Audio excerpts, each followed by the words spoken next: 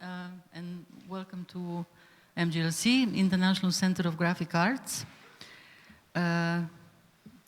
MGLC is a specialized museum for printing, for the art of printing. So this is the ideal venue for today's topics, I believe.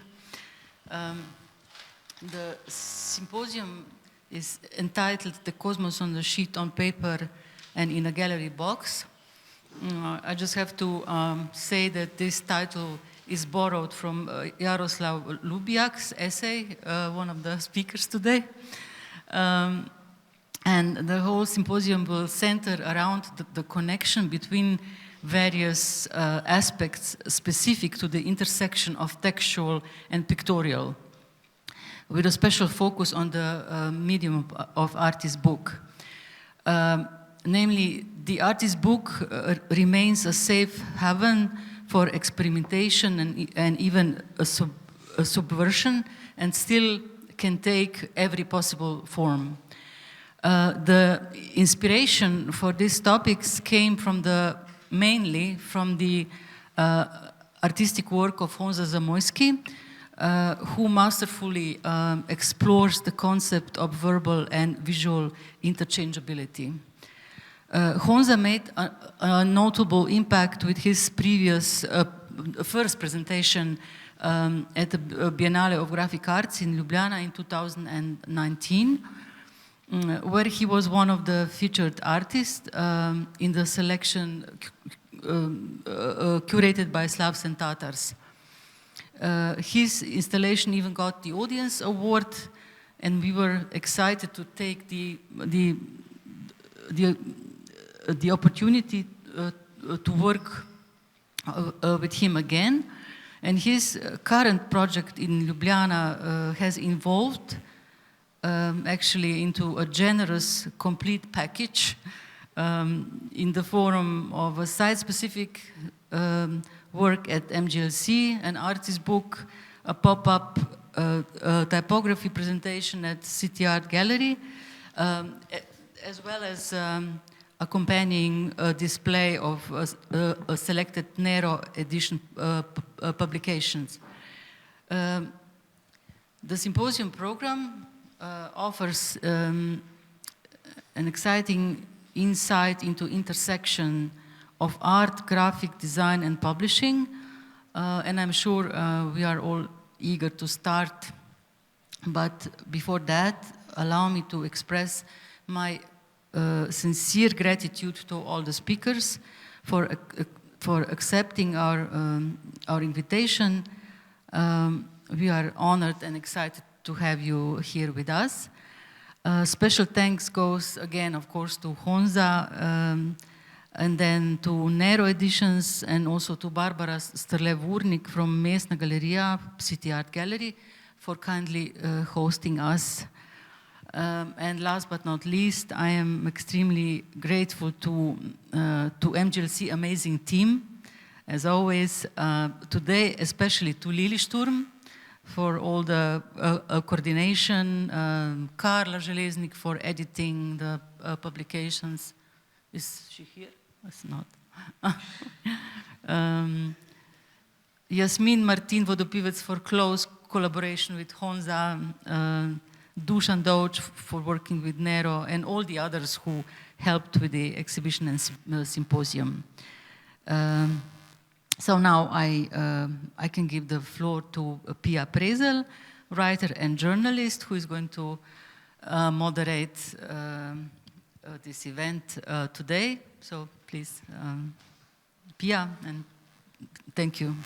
Yeah, an applause for Nevenka first.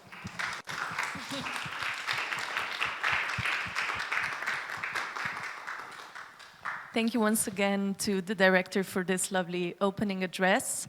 As she mentioned, the symposium brings together several curators, artists, and other experts from the fields of typography, design, visual poetry, and artist books. Another thing to note is that the symposium, as mentioned, is an accompanying event to Honza Zamojski's exhibition at the Graphic Center titled Middleman, which runs until May 28th, so you can still see it if you run fast to the upper floor. and also to his pop-up exhibition at the City Art Gallery Ljubljana, which opens tonight and will stay open until August 20th, but more on that exhibition a bit later on. And the symposium also marks the publishing of Zamojski's artist book, Rise and Fall of the Middleman, published by Nero Editions, and the team of Nero is also here with us today. And a few copies of the book are already available at the Center shop and also at the City Gallery already. If anybody's interested, you can ask us. It's also available in the upper floor. And there will be more copies, of course, available in the coming weeks. The symposium is divided into two parts, with the first one lasting from 12, meaning now, to 2 p.m. We will be quite strict with the times, so for the speakers and the guests both, please stick to the schedule. And we will first, as you can see, be joined by the curator and art critic Jarosław Lubiak, graphic designer and typographer Domen Fras, and artist Marko Tadić. The first section of lectures will then be followed by a lunch break, which will take place from 2 to 3. And there will be food and drinks for everybody involved, so please do stick around. And then after the break at exactly 3 p.m., we'll try, we'll head into the second part of the program with lectures by artist Cesare Pietroiusti, Graphic Center's collection curator Breda Škrjanec, designer and publicist Marian Misiak, and artist Honza Zamojski. Now, there will also be a time slot for questions after both of the sections of the symposium, so keep them in mind as you go along. If you need a paper and a pen to jot them down, please let us know.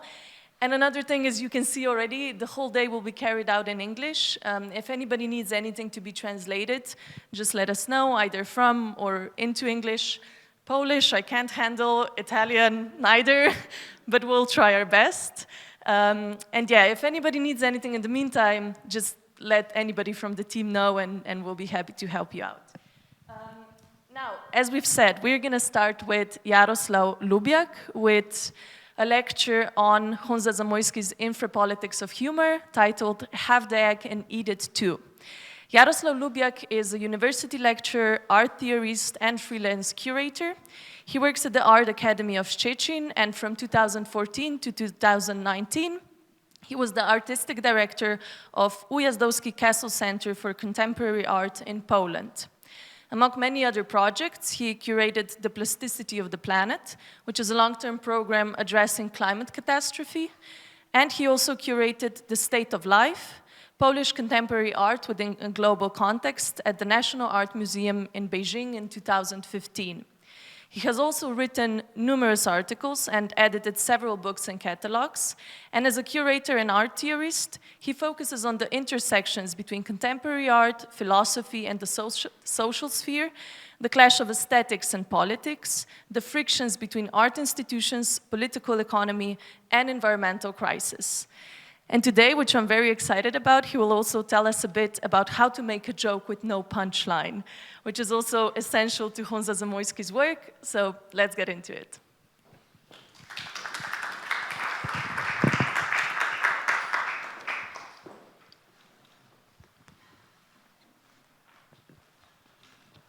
Thank you very much for introducing. Thank you, Nevenka, for hosting us here, and thank you to the wonderful team of the museum.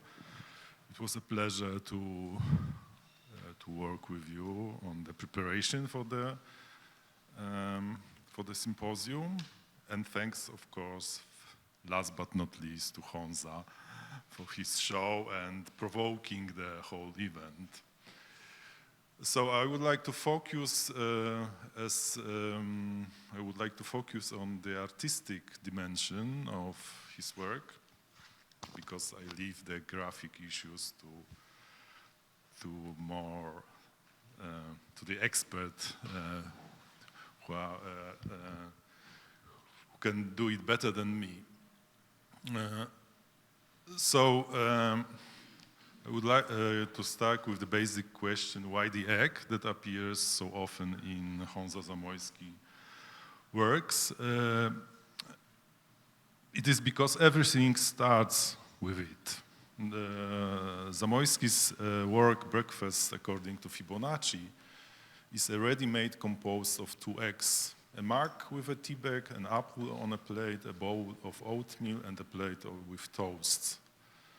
All of these items are spaced in a pattern of squares, illustrating the Fibonacci geometric sequence. The breakfast menu is fit into the sequence of numbers 1, 1, 2, 3, 5, and 8. Two eggs are located in the two smallest squares corresponding to the number 1. The work seems to abolish the question of whether the first was an egg or a chicken, sorry. However, another question comes in its place. Can you eat an egg and have it too?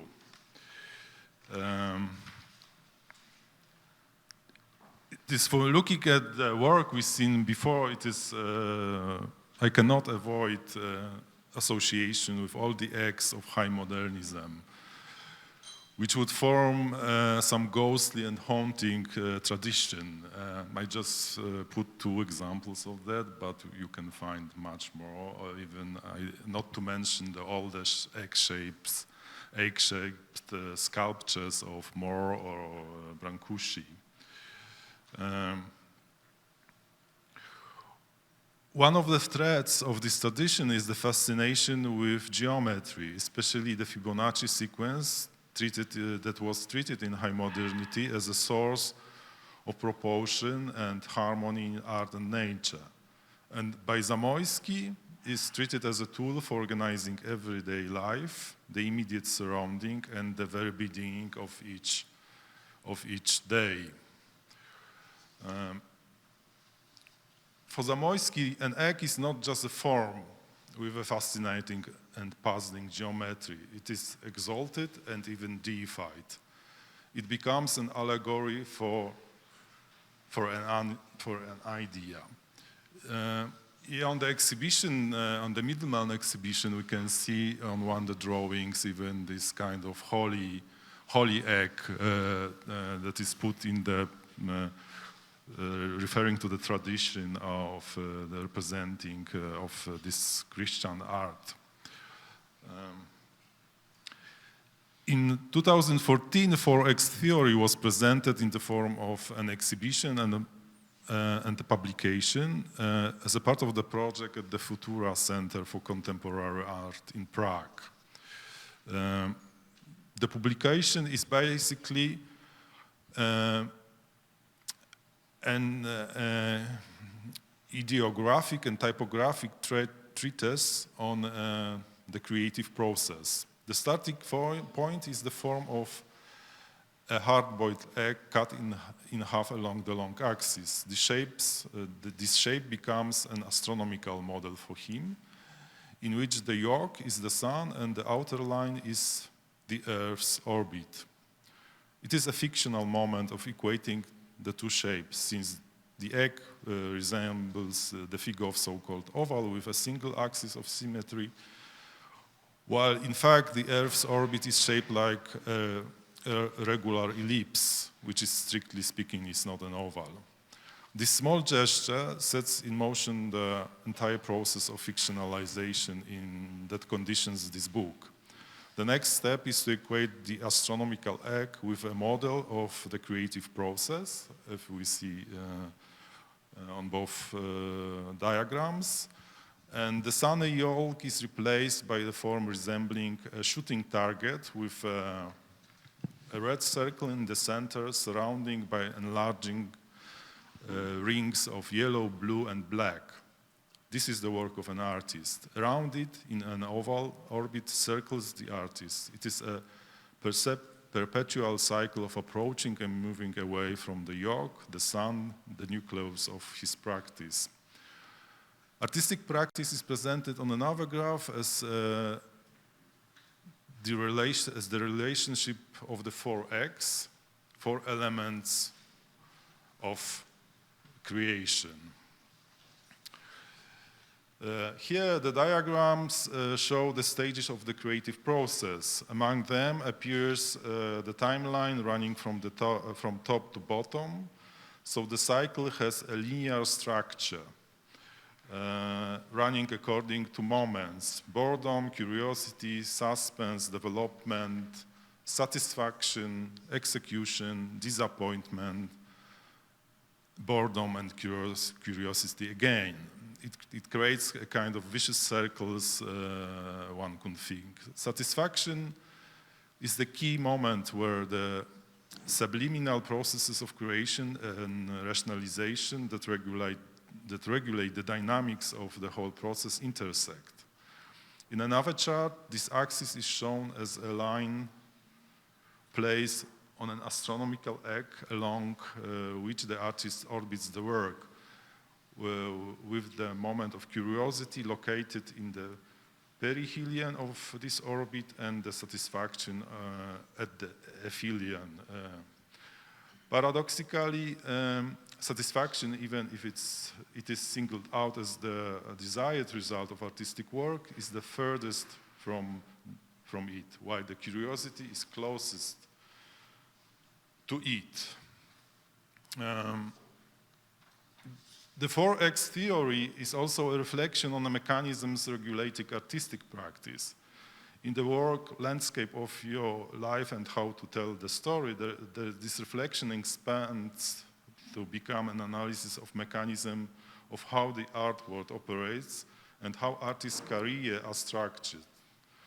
Diagrams showing the operation of various existential activities as private life, work, socializing, and public image, going from down to up,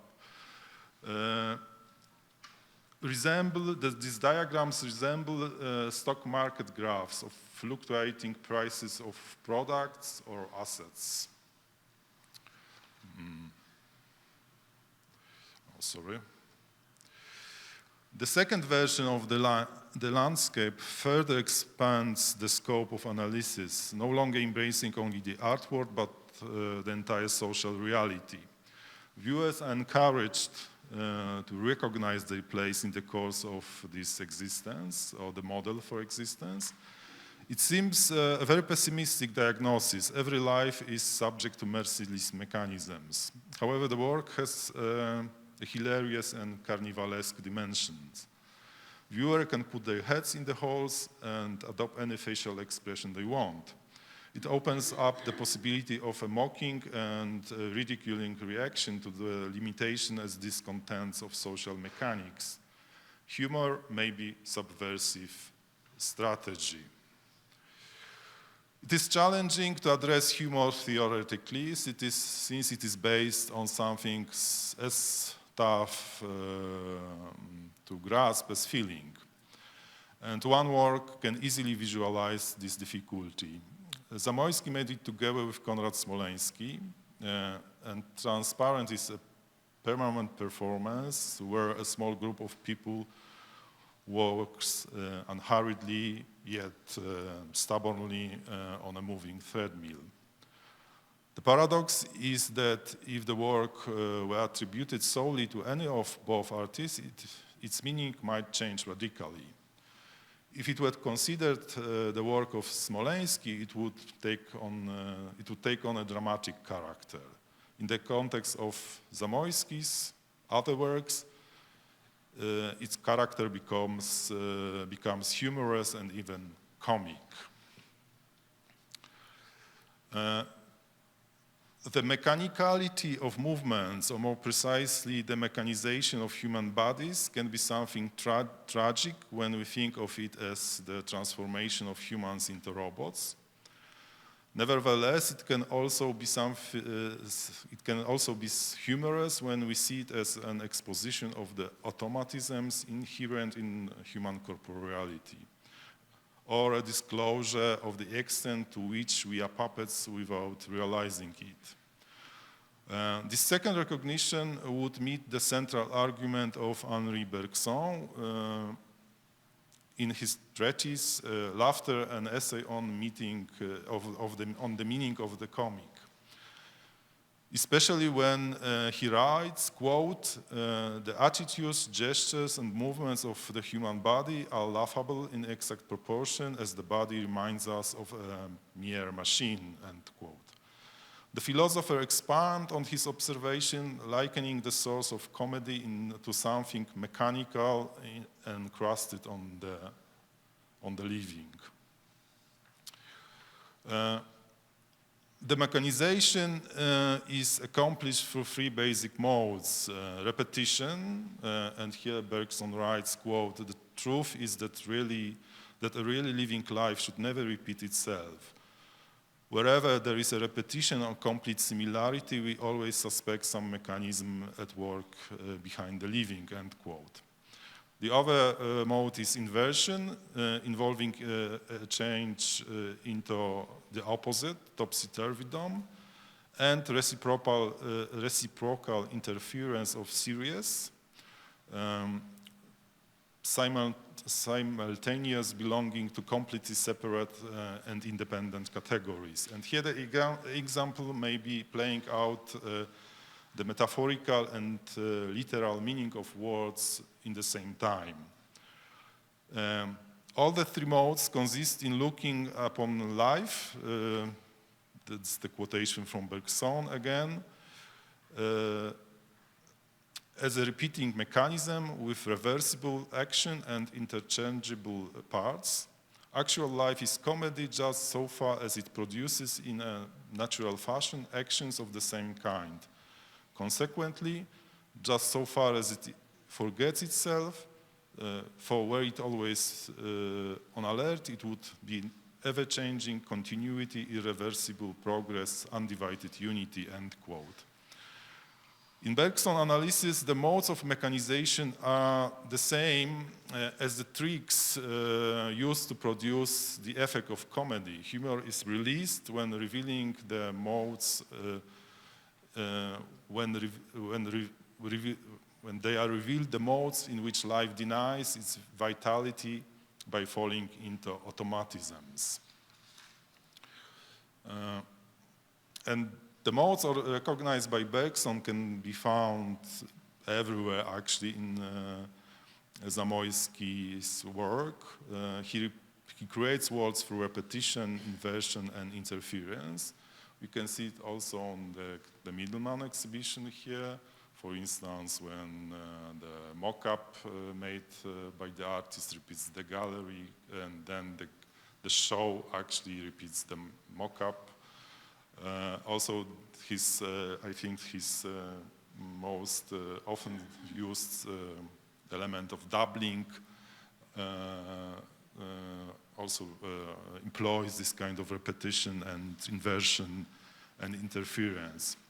A constant motive of the artist's work is the schematic human figure, a graphic humanoid appearing in drawings, sculptures, and installations. It is created by the joint action of the three tricks in a repudiation of the great classical motive of art, which is the representation of the human figure, or always being the representation of human figure. Moreover, the creative process itself is subjected to mechanization. To create drawings, the artist uses carbon paper or tracing paper, incorporating repetition and inversion to the very core of creation. In light of Bergson analysis, wouldn't not this technique be strictly humorous? Bergson links the three modes with the comic condition, which he describes with puzzling terms of absent-mindedness and rigidity. He writes, quote, "The rigid mechanism which we occasionally detect as a foreign body in the living continuity of human affairs is of peculiar interest to us as being kind of absent-mindedness on the part of life," end quote. Lack of attentiveness, weakened relation with others and ourselves turn us into puppets controlled by automatisms. Mechanization also occurs with insufficient vigilance throughout events, when their functioning falls into established pattern. That is when, as Bergson claims, absent-mindedness occurs in things.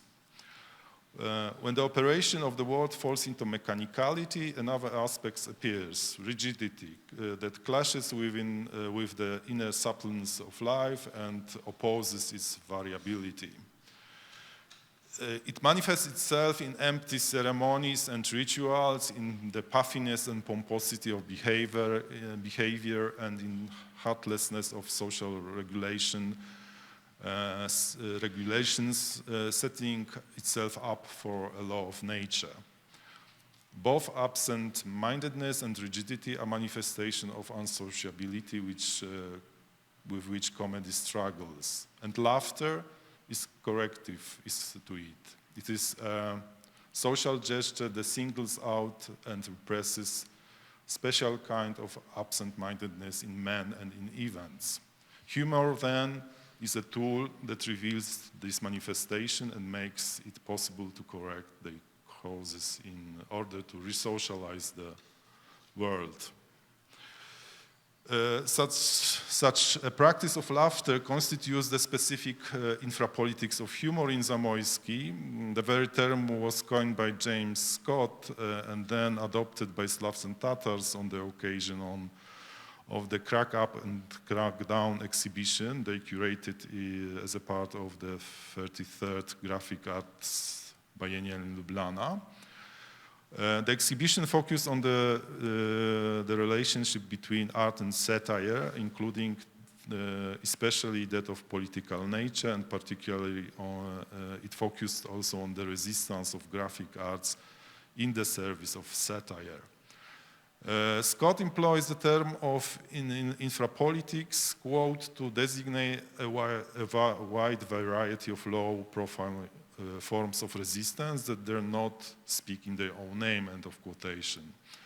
Through infrapolitics, subaltern groups make an implicit transcription into the dominant discourse. Slavs and Tatars combine this term with artistic practices in which subordinate groups use comic effects to resist imposed restrictions.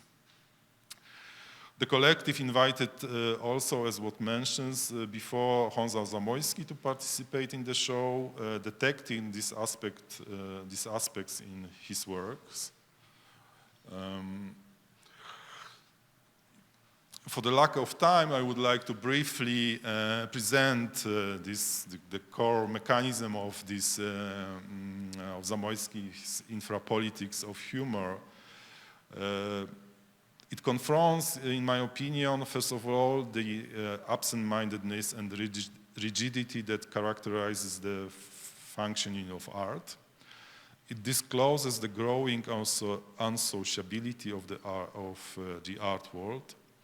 For this, the artist uses, for instance, a specific figuration, which undermines the great opposition proposed by Gilles Deleuze between figure and figuration. For the philosopher, figure is what great painters, like Francis Bacon, for instance, manage to create by extracting or isolating. And it opposes mere figuration associated with the everyday and banal circulation of visual cliches in our image-based culture. For Deleuze, figuration is something inferior. The great painters aim to destroy cliches with their figures. In the latter, the pathos and ethos of existence are to be manifested. However, we may ask if does not a kind of rigidity and perhaps even absent-mindedness creep in here. Do not these figures of great masters function like puffed-up marionettes when they start circulating in the commercial and institution exchanges? We can juxtapose one of Bacon's painting with one of Zamojski's works. This juxtaposition reveals the nature of the infrapolitics of humor in which figuration, after somewhat infantile, mocks the pathos and ethos of humanism or post-humanism prevalent in the art world. It exposes how attentiveness and vigilance are often lacking here, causing the fall into absent-mindedness and rigidity, resulting in antisocial automatism. Figuration in Zamojski seems to apply to Bergson's recognition, quote, "We are never ridiculed except in some point that remains hidden from our own consciousness," end of quotation. One of the paradoxical elements of Zamojski infra-politics is the avoidance, the abandonment of the punchline. Of course, a joke without a punchline is not a joke, but the artist obviously is not a comedian. But still, abandoning the punchline is a challenge to the dominant practice of the art world. Didrik Dideriksen argues that it has become the primary means of creating value in art. Quote, "The fact that public identifies legitimacy with punchlines and proudly and pretentiously demands them as a surplus value is something it has learned," end of quotation.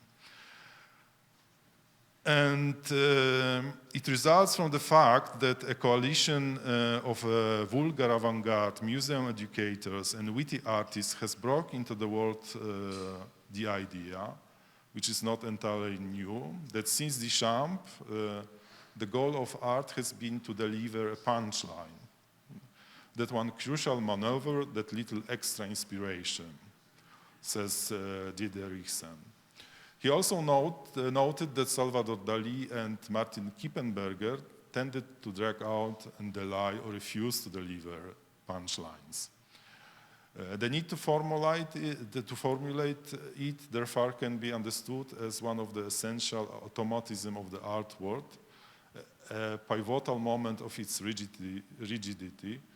But as Dideriksen points out, quote, "Important and attentive artists have been aware of the problem on some level." And I guess that includes also Honza Zamojski, who does not so much delay as rather altogether avoids formulating a punchline. The curtain is not supposed to be raised, but can it obscure anything anyway? Thank you.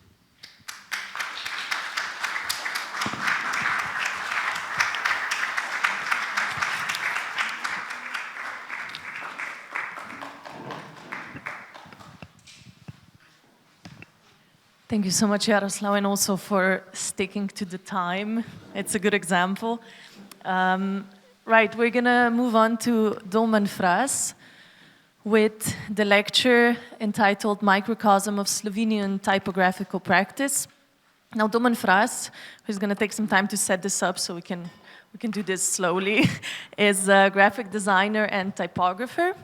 He established the Apparat Type and Design Studio in 2001 and co-founded the Traject Institute for Spatial Culture in 2002.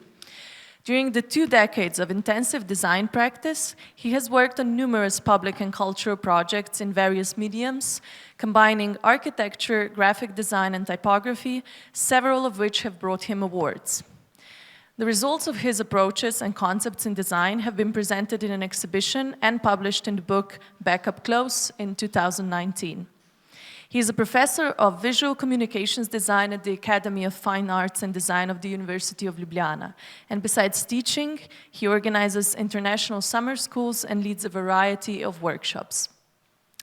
Now today he will offer a critical review of local typographic practices and also aim to answer the question, what global practices does the local typographic scene follow? I'm just going to yield the floor and then we'll see.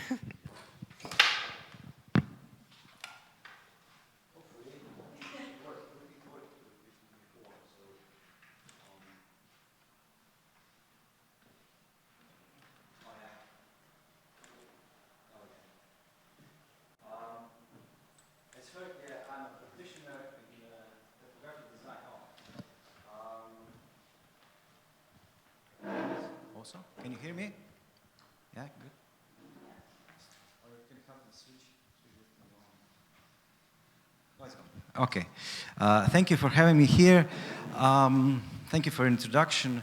As said, being a practitioner, also a lecturer, I will try to show you also what my fellow colleagues do here in Slovenia. And I divided this talk into 4 sections, I would say, as a short introduction of the context, and graphic design practice, typeface design practice, and also some student work, hopefully with some kind of conclusion and continuation for the point of discussion. So I would say in the last 2 decades we have witnessed many milestones in many fields of design. Like the rise of influential websites with curated content for design communities, with broad audience and huge impact for many designers around the world. Like there's an expansion of social networks with profile feeds like Instagram. 300 Days of Types is one is very popular and being on at the time recently repeated for the 10th year already, and this feeds and this is very popular particularly among younger generations of designers, and it's quite a good example of building a community. So, and sort of quite similar while we think about using online tools with user-generated content that can be exchanged, credited, commented. And like FontStruct is around more than a decade. It's an online tool for creating bitmap fonts, and it gives quite a huge challenge for designers. Further on, like we have a lot of open source tools which enable peer-to-peer collaboration on the same project, sharing the files, ability to track iterations and so on. So like GitHub repositories for developers, a CodePen for coders, Drawbot for designers. Typography is deeply rooted in culture and language and always was closely related to technology. So I just show you an example of Jarosław's manuscript and Garamond punches for Greek typeface like 480 years ago, at the time that French typographic industry had a really leading role in the world. And the current protocols that enable instant global exchange of information would not exist without universal typographic systems. And like human-computer interaction is conducted by language, and it's computer language, whatever language. So we still type in the comments and read the feedback. So, and I just like really brief or illustrative comparison. So these typographic systems enable digital reproduction and also sharing the knowledge on a global scale. And in Slovenia, a really small group of enthusiasts started learning by themselves in year 1979, where we started actually really with 2 floppy disks, comparing to what we've seen in previous slides. And after 20 years, the balance, 25 years I would say, the balance is 36 workshops, 520 participants, students, 225 of them were several times, like we had like 170 locals, 50 foreign participants, 22 countries, and I would say most important, 485 different typefaces, but this is still not, I would say, the fine line, because there were also sign painting, stone carving, lettering workshops, where the output was not a font, but a unique shape of text. And this is like sort of the difference in cultural, technological, or any other aspect comparing to nations with long traditions, such as France, let's say. And yet, sort of, let's try to get to the question, what global practices does the local typographic scene follow, or maybe align with? So, I will narrow down some projects. I will focus them on sort of recent cultural and art project by Slovenian designers, design studios, and let's maybe try to match them within their practice, and to try to compare what they do and how they do and how they deliver their output, their imagery, the visual rhetorics. So I'll give you some examples of identities and visuals, mostly based on typography, be it hand-drawn, constructed, hybridized, sort of spotted, animated, and so on. Yeah, we already saw before in the previous slide by Jarosław some work of Nate Sprach for 33rd Biennale. And I would say that his graphic language is really fascinating hybrid of illustration, photography, typography, and he's quite virtuous in transforming ideas into visible messages. He's always like passing between design and art. And he's maybe at the moment one of those most emphasized, most known Slovenian graphic designers. And I would say he's really freed of shackles and principles of traditional Slovenian graphic design, like a flag bearer of this generation. And his work is really sort of seductive. He conquers the design scene.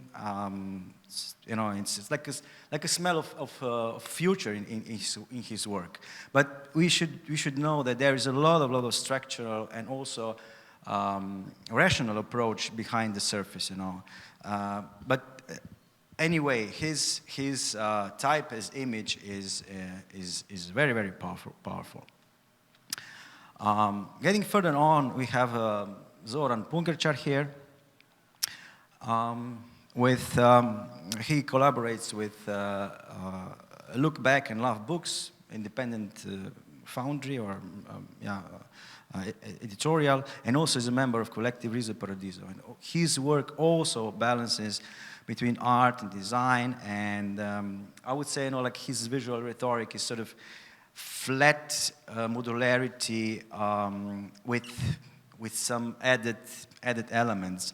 And again, he works mainly in the cultural and artistic field.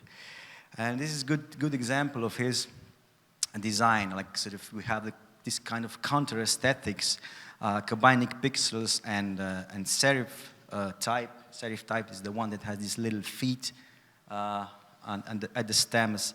And it's a literal dialogue between Renaissance typeface, like something for five centuries ago, and this, I would use the word, fucked up pixel aesthetics. It's simple, it's flat, it's dynamic, and also uses this complementary color contrast.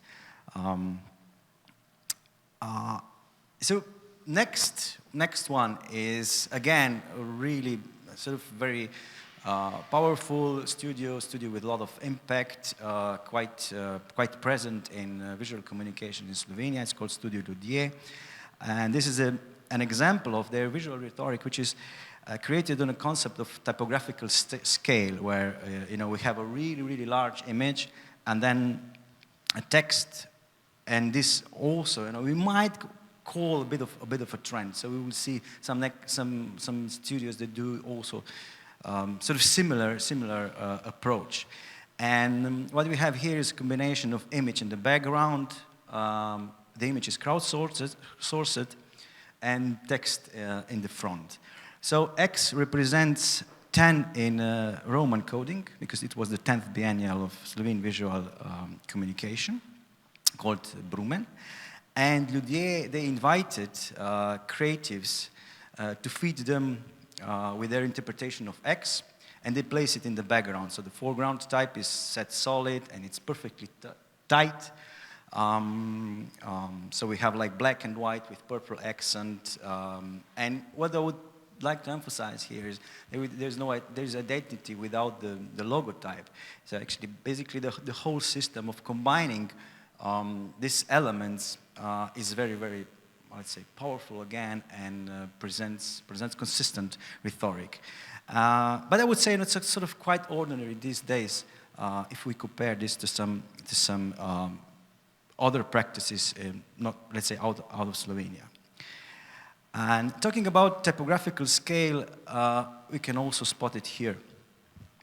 It's just the thing that layers are switched, you know. So actually we have this basic black and white info about the event in the background, and additional imagery is in front, and that should be applied in situ. So Studio Krug, these are the designers. They proposed the project, which seemed to be fun in the very beginning, but then during the lockdown, it was also, I would say, highly functional and contextual. Instead of aware messages that would support the content of the festival, it was like they were added just simple cancelling notes, and that was for real, for sure. I think it was March 2020. At sort of the same era, same time, Studio We Are AA, that's Anja Del Bello and Alia Schwesel, they're sort of striving for typographical perfection. And I would say this is indeed printed matter. It was recognized by many juries, and they really have outstanding typographical excellency. This is not the best example, I would say, of their work, but it shows this ambition towards animated typography, which is trendy, of course, and it's got a lot of things going on in this area. But I would say, you know, when using animated typography, you can actually pack a lot of information, and in a rather small area and small or short piece of time that you're exposed to. Moving further on, we have really well recognizable visual rhetoric by Grupa AA, which is Mina Fina, Ivan Kan-Mezivinic, and Damian Ilić. They also work for some cultural institutions here, like Slovensko mladinsko gledališče. And they're, sorry? Yeah, as well also for this house. But they are not mentioned here because they work for this house, but for some others as well. This is for a festival in Graz, Steirischer Herbst, and we see this, you know, sort of again interplay of scale with the sharp outlines, crisp black, crisp white, really strong contrast. As I said, you know, again this sort of differences between scales, so that the image becomes really huge. And the information about the event is rather small comparing to what we want to see first. And as outline forms assume some of, you know, sort of, they assume to be like some of unknown letter forms, and they are paired with this display typeface with added strokes, so we get this emphasizing motion dynamics, which is important for Steirischer Herbst festival. So members of Group IA post very delicate taste. They actually have very delicate taste when it comes to selection of typeface, and also how they use the typeface. They're doing this, I would say, really good. And of course, 2 years later, they repeated for the same client. Yet there was no one color, but they added 2 more colors. So actually they have 3 colors. We have blue, red, yellow. Really gets vivid and flashy with this sort of abstract overlays. Where we have repeated basic elements of their identity they proposed.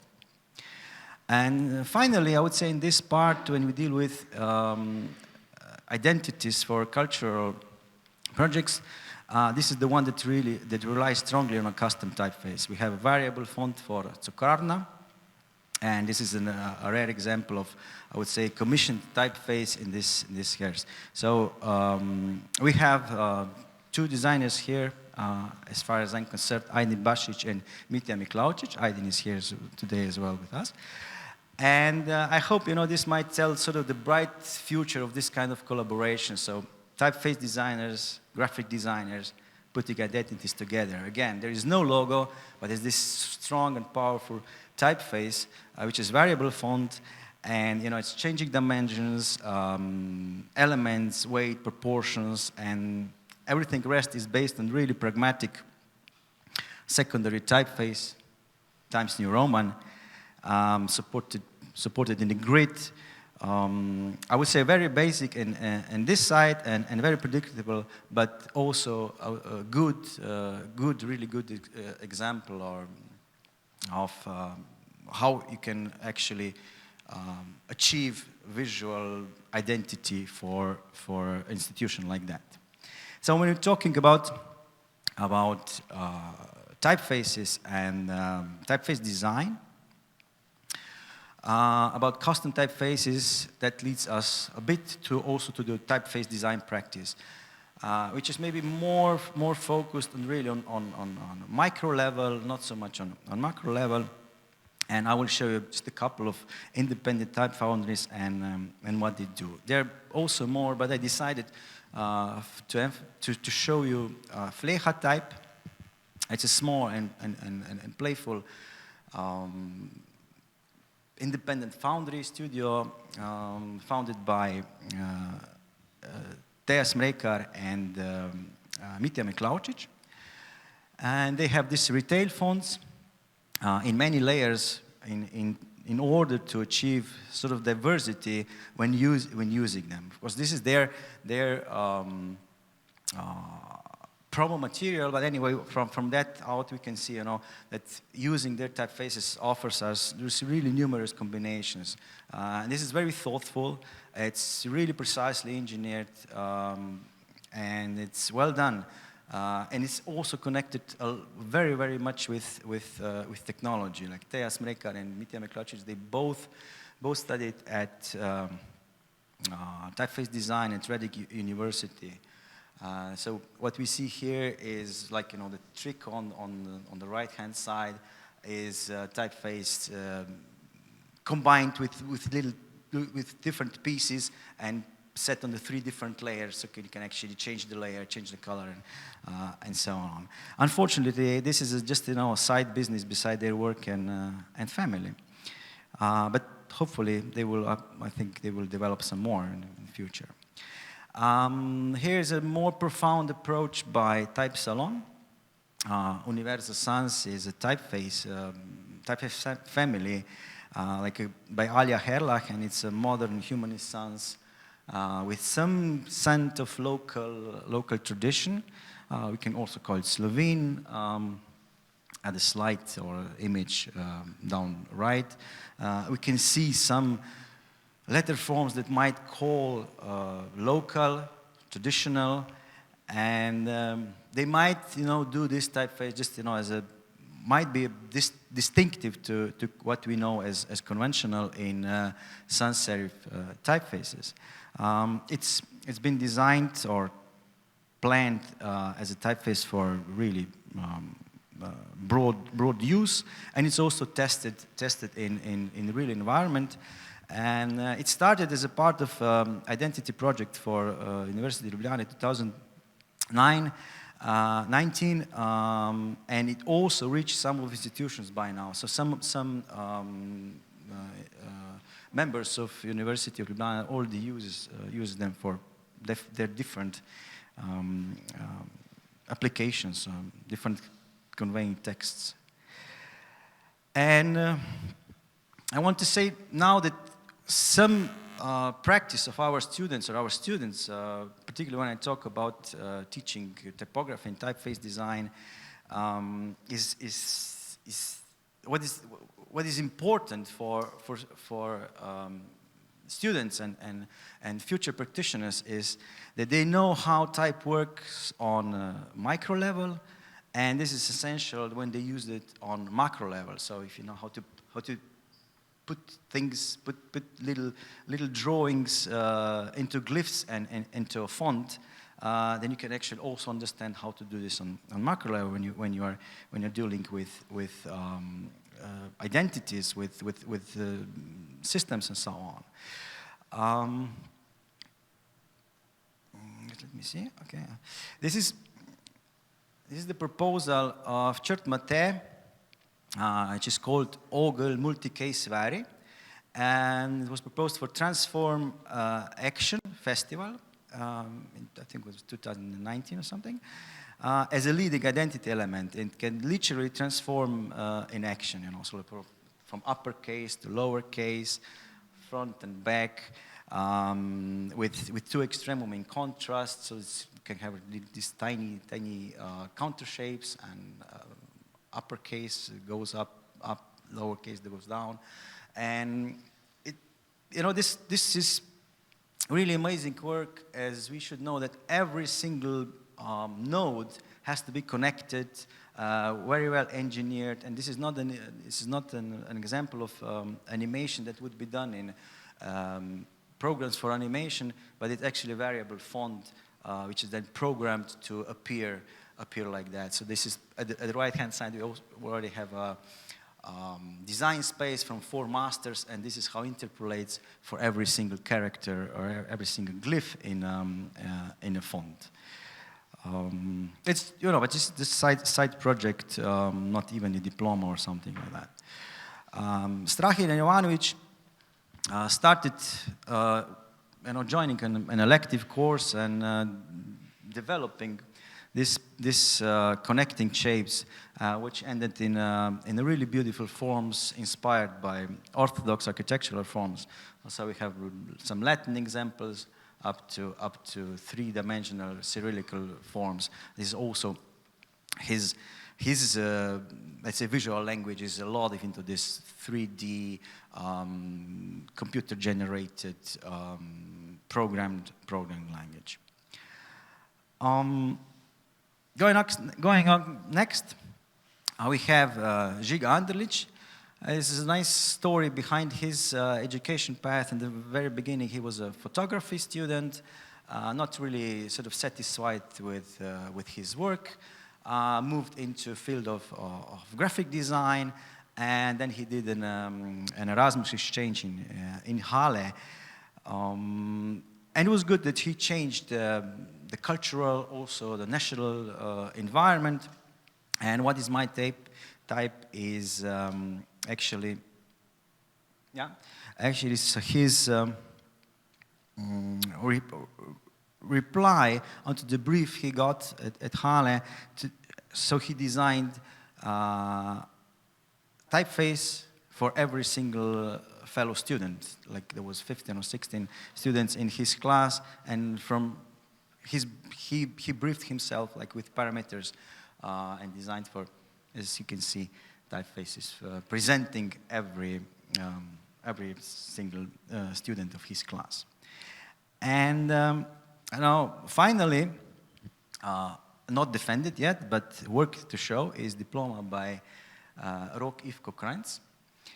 And he researches visual systems in theory and applies them in practice. He also deals with something that is theoretically interesting on how to set, let's say, objective system and how to choose subjectively out of the outcome of the system, how to filter it. So in practice, he coded when previously mentioned Drawbot, glyph fonts editor, and he said it's a system of 9 spots, starting with a grid, starting with a point, and then system generates him different combinations based on connected dots. So you can use it with pixels or with lines. It looks, and then the system looks for forms that might be similar to Roman typefaces, be it uppercase or lowercase, Roman alphabet. So maybe here we have an example of A. And then, as I said, once we have a system that reproduces or gives us programmed outcome, there comes a designer and chooses on the subjective level, forms that might be alphabetical forms. The second image is forms being combined, those who are connected with lines, those who are connected with dots, and we can have many different, I would say, outcomes, which are still based on the systematic words. And the last one is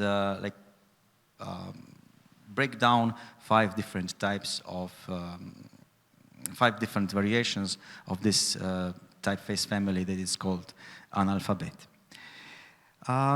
So maybe, just as a final piece and a final conclusion, well, I think it would be hard to say that there is any sort of outstanding or very outstanding practice, so that would stand locally or globally. The quality of work and approaches is, I would say, really high. We could see some similar approaches and known patterns as well. So I think the designers here in Slovenia, they do not really set the trends, but are quite close to what's going on in global practice. And I think they're well connected because of this possible spread of information, and do it much easier and better than they used it in the past. So thank you. That was all from me.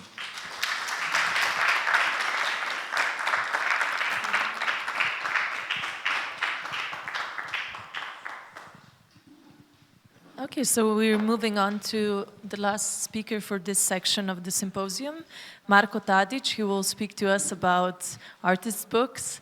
In his art practice, Marko Tadić deals with drawing, installation, and animation.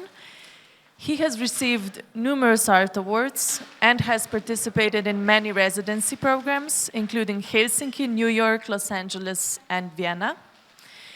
He works at the Academy of Fine Arts in Zagreb as assistant professor in the Department of Painting at Nova Accademia di Belle Arti in Milan, where he studied as well, and as a lecturer in exhibition design and visual arts. His films have also been screened at many international animation film festivals and experimental film festivals, and his works have been exhibited in numerous solo and group exhibitions around the world. In 2017, together with Tina Gverovic, he represented Croatia at the 57th Venice Biennale. And in his lecture, as we've said, Tadić will speak on the possibilities and the power of artists' books.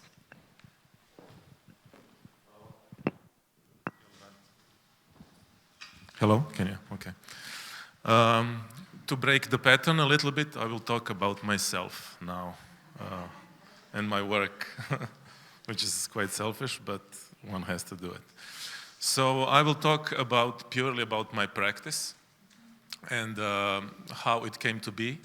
And basically, I will show you just some images from my studio, my artist books, like drawings and collages from the artist books.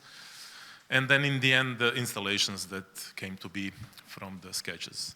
And this is just some scenes from my studio that you will see, but basically I grew up, my father is a writer, so I grew up in Sisak, a small city southern from Zagreb.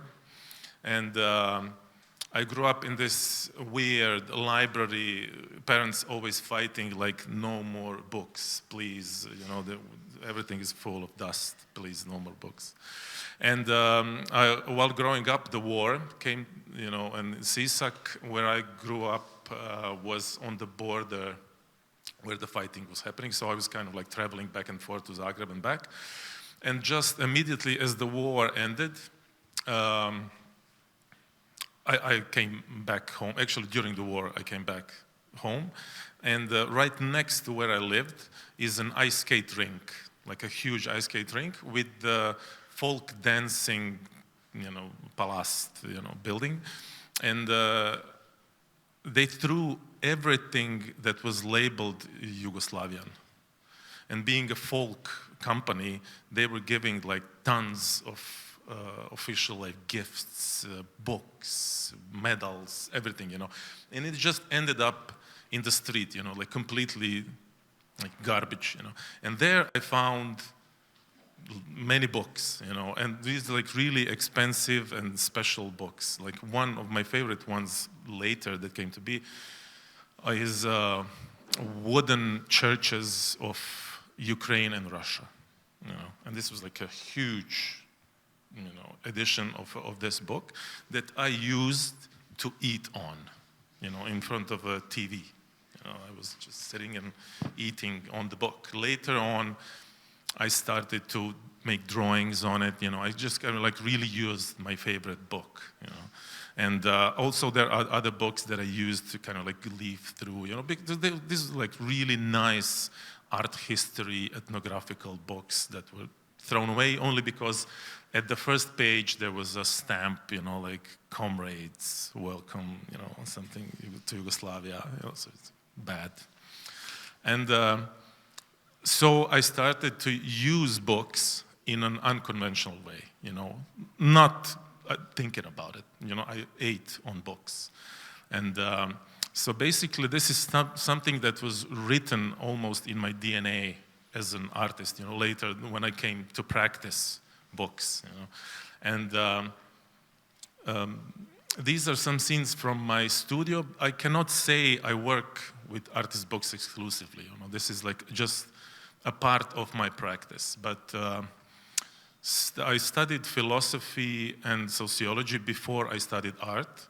So when I started to study painting, I kind of like avoided painting. I wanted to do art my way. So I was already kind of older than my generation. So I had this lack that stuck to me. It was actually this lack of respect to medium, you know, and also the appreciation of recycling. So basically, these are like the main points. I'm as many artists, you know, like a professional dilettante, but at the same time, I recycle everything, you know, so I'm just kind of like existing. And also these images that you can see here, I am spatially challenged because I have a very small studio. I have a 19 square meter studio, and I'm basically, my workplace is one table, you know, and then it depends how it goes through, but books are always there, you know, and of course non-linear drawing, writing, experimenting with collages and everything, like a typical practice. And this is like a normal moment in my studio is like preparation for an exhibition, you know, where all these forms do not come from books, but a couple of them have been imagined and then created into these small-scale models. You know, I work a lot with models. And these are literally the books I use. And of course, you can see here, these are some vintage books from flea markets. And that's, there are also some new books, but also a lot of the books that I use to do the drawings and to kind of like turn them into artworks are from flea markets that they already have some kind of content inside, you know. So for me, it's about the collaboration with the material, but also with the content inside, you know. So it's never empty canvas, you know, fear of the empty, of the blank, of the white and stuff like that. So it's always a direct reaction to something, you know. I'll always find this loophole where to start, you know, like this is, Lipa Mill, you know, probably who grew up in Yugoslavia remembers this design and this as well.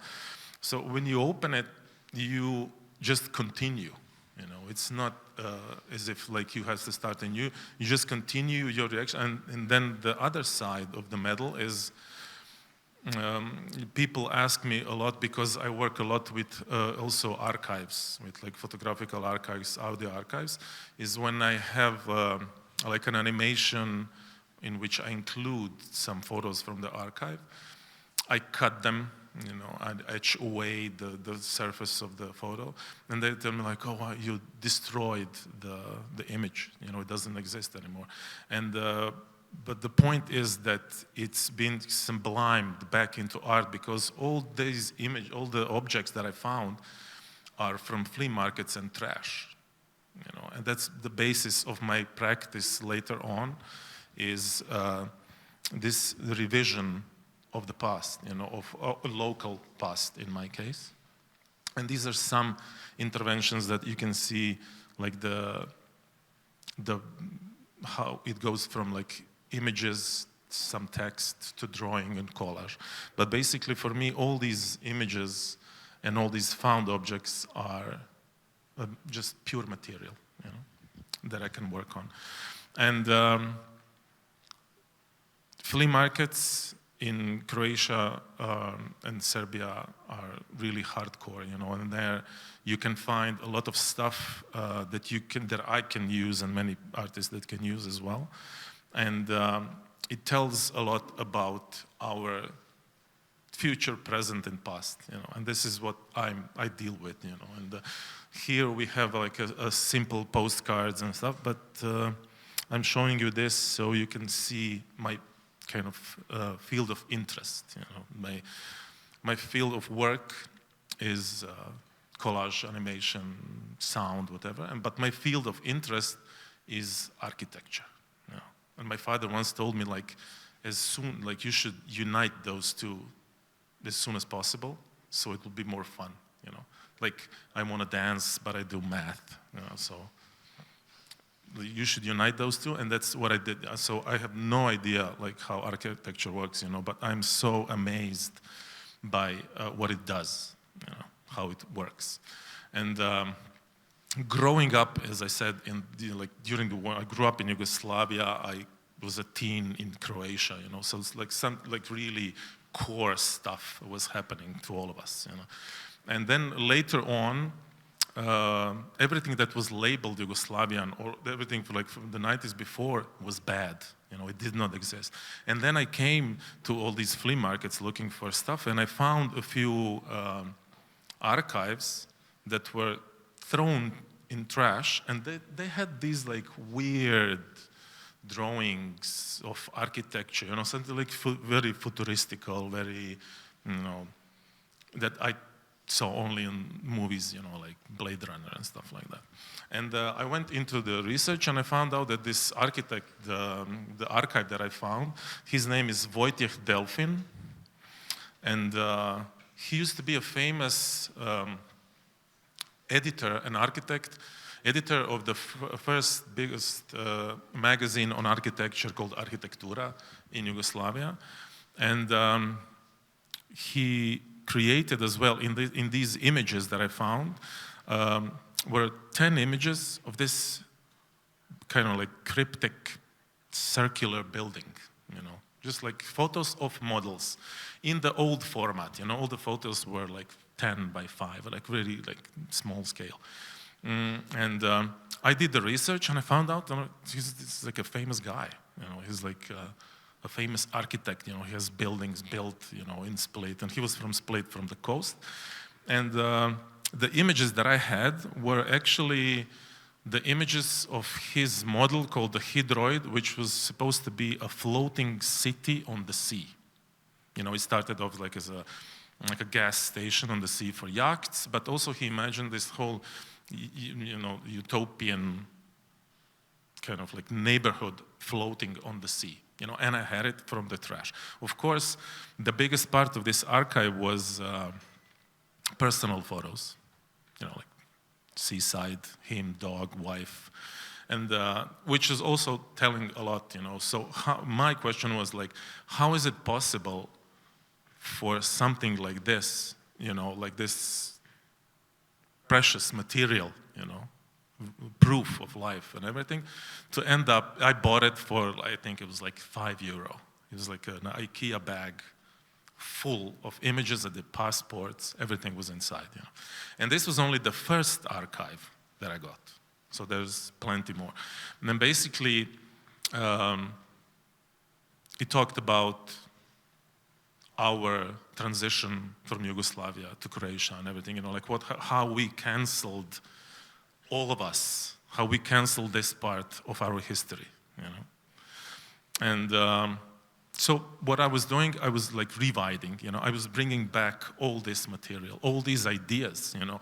And then serendipity moment was I had an exhibition at the Wenceslav Richter house in Zagreb. Richter is a famous architect as well, from the Exat 51 group of abstract artists from Croatia, from the 50s, like the first abstract art group. And we were invited to have like a dialogue with his, you know, like work. And while doing the research, I popped onto his, because he was an architect, painter, mathematician, everything, kind of like this universal guy. And I got into the research of his project that's called Synth Urbanism. Synth Urbanism is a project from 1954, and it basically talks about his preoccupation with time waste. And so it went into the utopian architecture as well. But he treated it like if it was plausible, you know. It's not a utopian project, we can do it, it's just we need to choose to do this, you know, to have this Zagreb.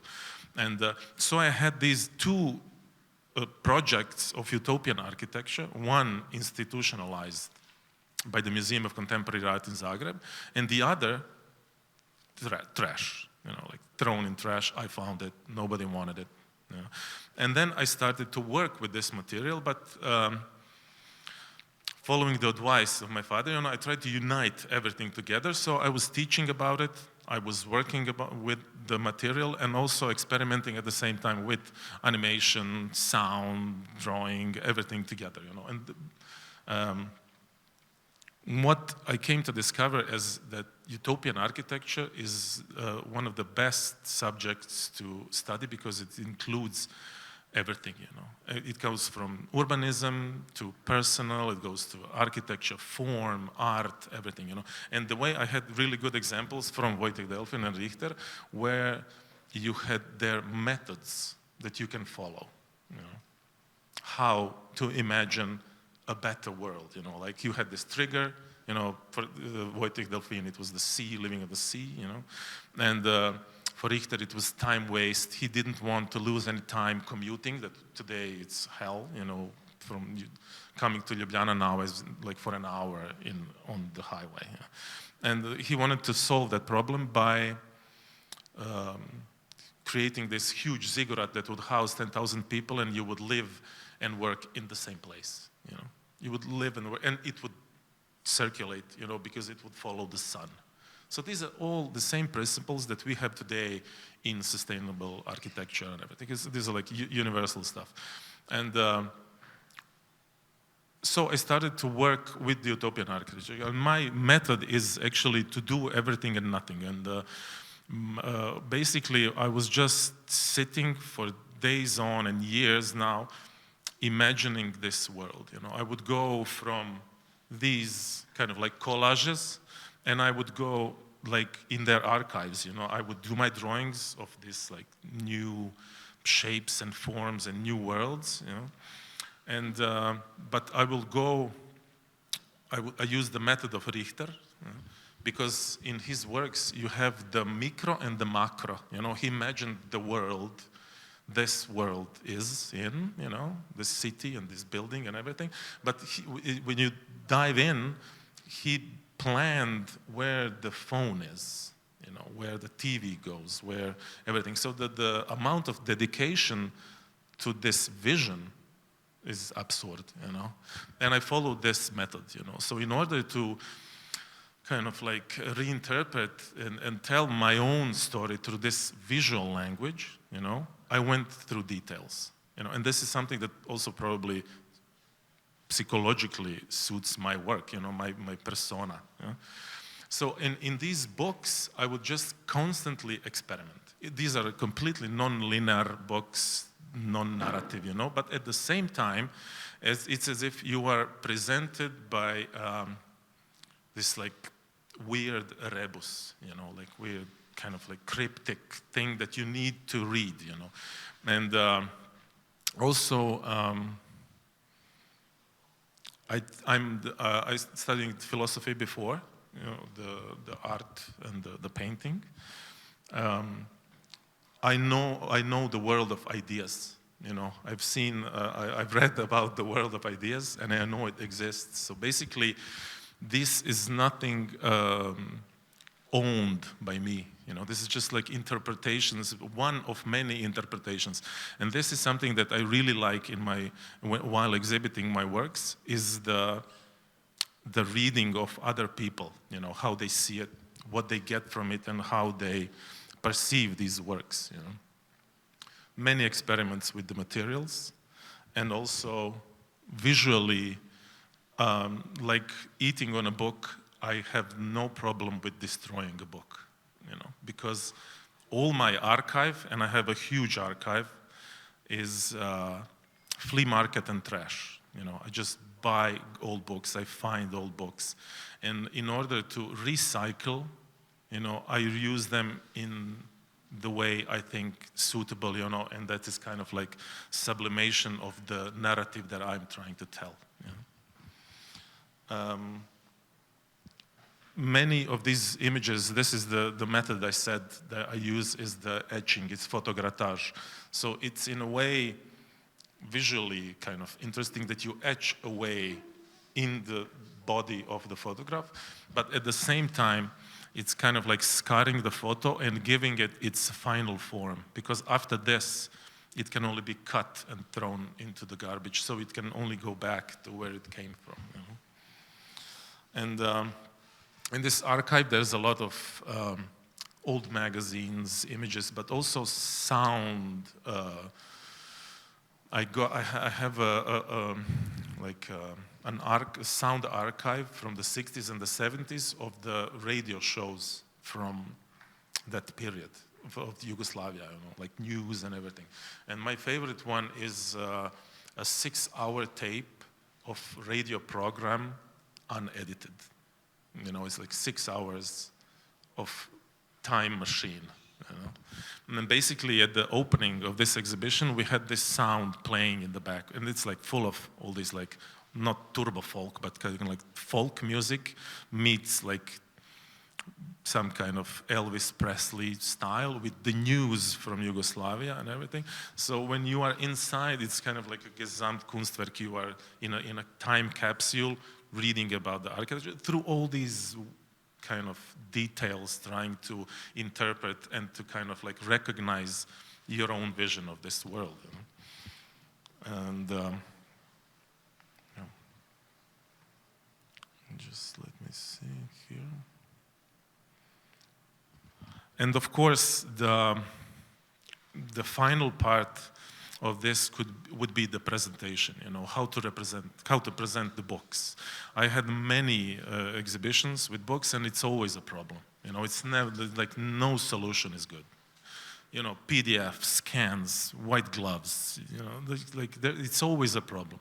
Until you discover that nothing is forever, you know, just let them destroy the book. You know, that's the best way. And that's the way it's actually made. And the best way to read the book, you know, the practice of when you have like a thick book, you like tear it in 3 parts and then you carry it around, you know. So you either have people who are pro or who are against, you know. So I know many people who like the white gloves, and me personally, I just leave the book on the table for people to kind of like leaf through and kind of like use the book. And yeah, aesthetically pleasing. Exhibitions, many exhibitions I had came from ideas that just happened in the book. So these like projections or forms of display and everything came in this random kind of almost automatic drawing and writing in these books, you know. And the pattern that stays here, let me just jump to the, okay, so these are this sketches for the display, but here.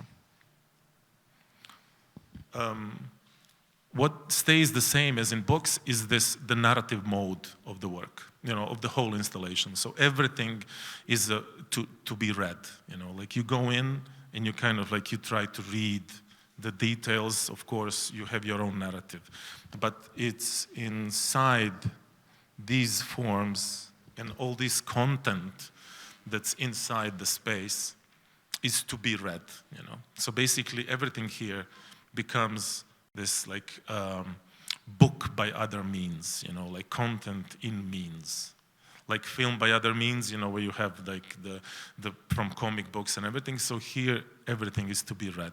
That's why I try to apply this necessity of small scale into large scale by reading it. That you have kind of like follow the narrative.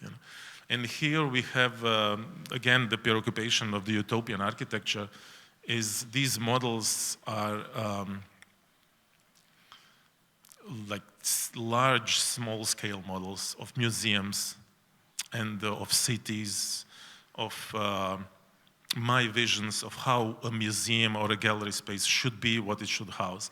And basically one of the methods I use personally, and that's something I discovered reading, is bricolage, by Claude Lévi-Strauss, where I use this method that I can use basically anything to describe my concept.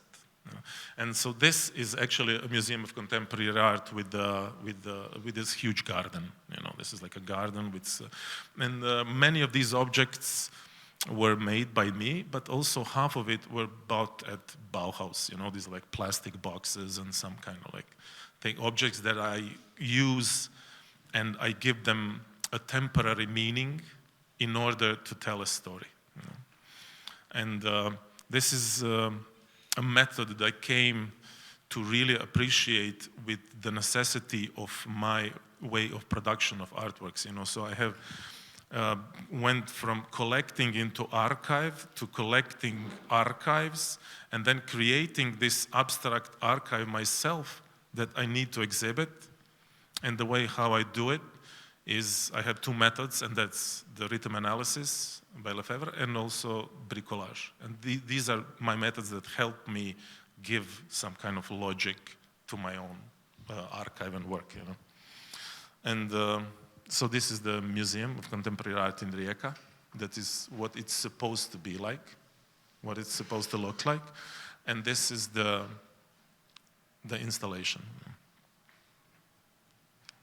This is the installation from Venice Biennial, and this literally came from a sketch about the space. And this installation is my version of a small flat, like a small flat in which you live, and this content is all inside with the postcards and the images. This is like an unfolded book, and you go there and you read. Here you have like a short mute animation, and on the other side there's 80 slides with images that I made drawings on with a needle on each and every slide.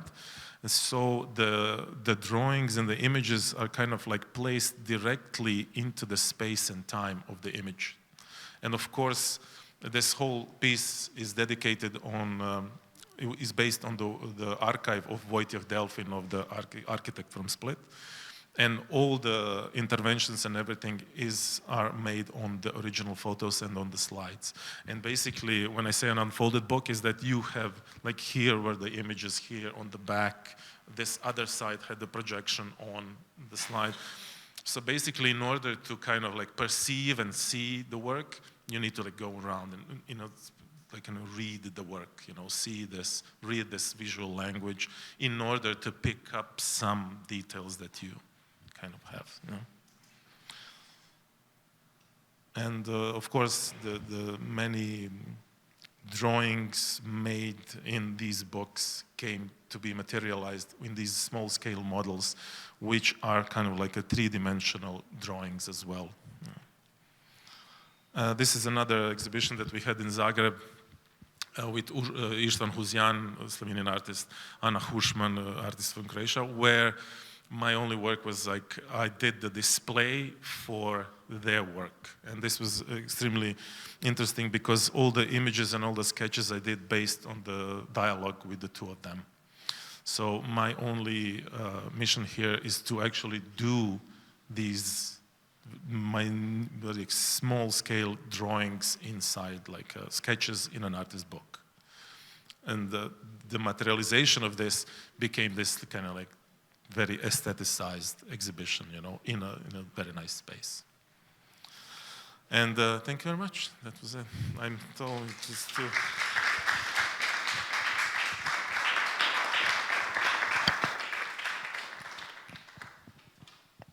Okay, now we have like a 20-minute time slot for questions and answers and a break or whatever before we get into the lunch break.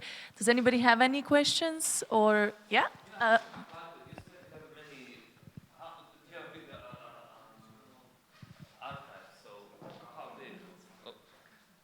We're talking hundreds, thousands?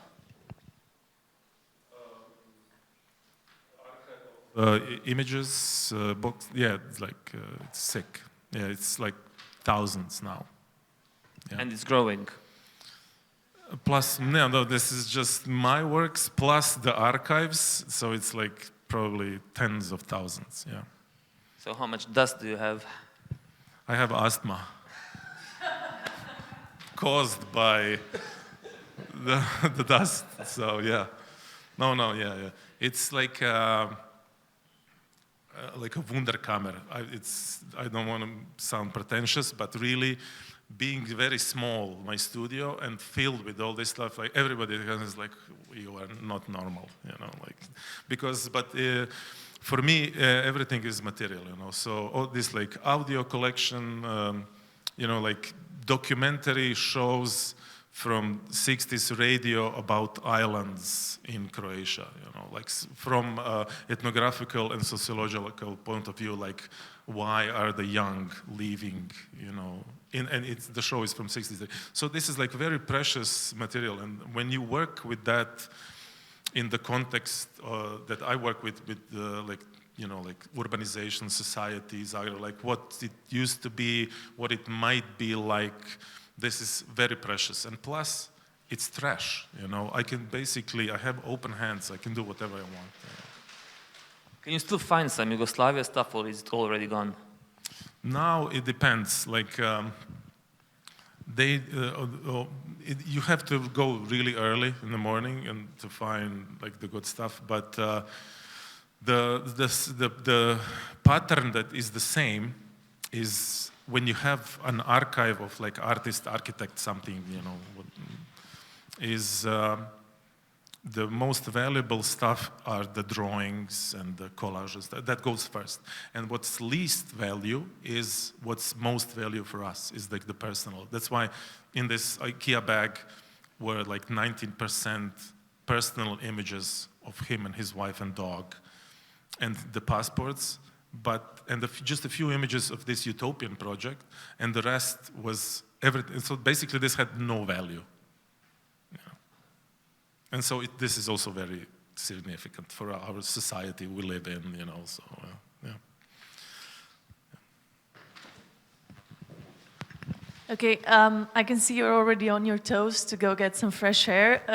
So I'll just mention the questions can also be addressed to Domen and Jarosław, but I suggest that we do it one-on-one and we get some fresh air, and then at 3, we're gonna come back here. So between 2 and 3, there's gonna be a lunch break. Again, food and drinks for everybody. So please do stick around.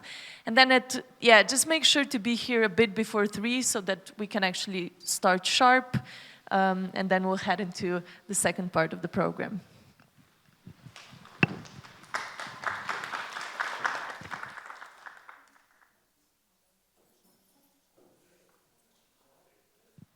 Okay, we'll head on to the second part of our symposium now. I hope you're all well. It's getting a bit cold in here, so keep your jackets on. So welcome back to the second part of the symposium. We will now be joined by artist Cesare Pietroiusti, Graphic Center's collection curator Breda Škrjanec, designer and publicist Marian Misiak, and artist Honza Zamojski. Now, as you can see, we will continue the lectures until around 4:30ish, and then there's going to be again another time slot for questions. You can also, the ones that are here from before, ask questions to the speakers that were here in the first part as well. And then at 7 p.m. in the city center, in the Ljubljana City Art Gallery, there's going to be, as I've said before, a pop-up exhibition, which we will kind of move to later on, but more on that a bit later. Now, as I've mentioned, we're going to start with Cesare Pietroiusti and his lecture, A Certain Number of Things, which will be introduced by Lorenzo Gigotti, artist, editor, and co-founder of Nero, an international publishing house devoted to art, criticism, and contemporary culture. Now, Cesare Pietroiusti is an artist who completed first his medical studies with a thesis in psychiatry, and then was, amongst other things, a coordinator of the Oreste projects and Oreste at the Venice Biennale in 1999, as well as co-founder of Nomads and Residents in New York in the year 2000. He was also part of the teaching staff at Lesley University in Boston and holds a teaching position at both Venice and Rome. Since 1977, he has exhibited in private and public, official and unofficial spaces in Italy and abroad.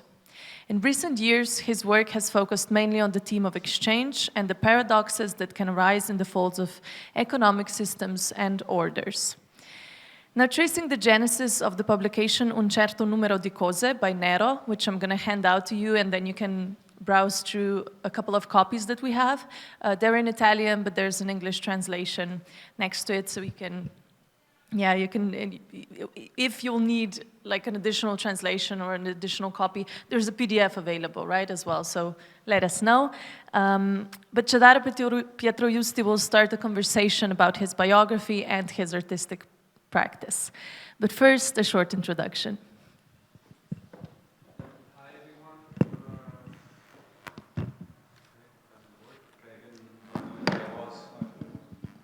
Hello. Okay. Hi. Ciao. And thank you to the museum, and thank you for coming, and thank you the International Center for having us and inviting us. I'm super grateful with Cesare for accepting our invitation to be here. There is a Nero exhibition upstairs in 2 rooms. And today is a short, small occasion to present basically our approach and practice and attitude through the story of this book that we published in 2019 together with Cesare. And why Cesare? I mean, because Cesare was and still is a key figure in our publishing house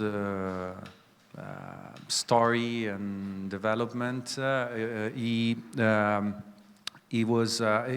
did like a physical intervention on the first issue of the magazine that we published in 2004, and he drilled every copy of the issue, and he dropped into this hole of every single copy an oil painting, and it was his first oil painting ever produced in his career, because he used to work with, he's one of the forerunners and precursor of the so-called relational art. And this was, so he's used to work basically in focusing on the relationship between the artist and the viewers and not on the object. And this was the first physical painting produced in his career. Actually, he already did some intervention on the magazines, but I'll let you tell the story to the audience. So, and we basically try to use like publishing to expand the space of an artist and to give the possibility to use this support, the paper and the printed matter as support to expand the practice of the artist. And the book that we published together is quite paradigmatic example of our way of doing publishing. So it's a sort of transliteration of what Cesare produced during his retrospective solo show at Mambo, is a contemporary art museum in Bologna. And basically is a way to tell or to narrate the career of an artist, combining his own life and his own practice as an artist. So I invite Cesare to tell more about the story, and thank you all. I mean, I'm here if you need, I'm available for questions after this presentation. Thank you. Thanks, Lorenzo. Thanks you all. It's a great pleasure to be here in Ljubljana that I've been already several times, also in a previous edition of the Graphic Biennale a few years ago, and it's also a big pleasure to represent Nero. It's a very relevant, significant reality, not only in publishing, I mean in an expanded concept. And expand a concept means to cross boundaries between disciplines, between techniques, and also between materials. So maybe this story, it's a little story, but it has to do, for me, it has to do with what it means to be an artist, contemporary artist, what it means to relate with materials and with paintings and with tradition, with story, So I was considered an artist that wouldn't produce artworks, an artist without artworks, senza opere. And it was mostly in our country, mostly a critique. And so when Lorenzo and his friends told me that they were about to publish a fanzine that was distributed freely they told me 30,000 copies. Maybe were a little less, but anyway, that's what the first information I received was 30,000 copies. I immediately thought to make 30,000 unique pieces, to have interventions on the magazines so that each person that would take a magazine would have an original piece signed by the artist. So, and since I had never used oil painting in all my artistic career, I decided to make these 30,000 objects with oil painting. So as Lorenzo was saying, we managed to find with the typo person, Stefania, a way of make a hole in the stack of papers before the binding moment. And then inside this hole, I went with the brush and some red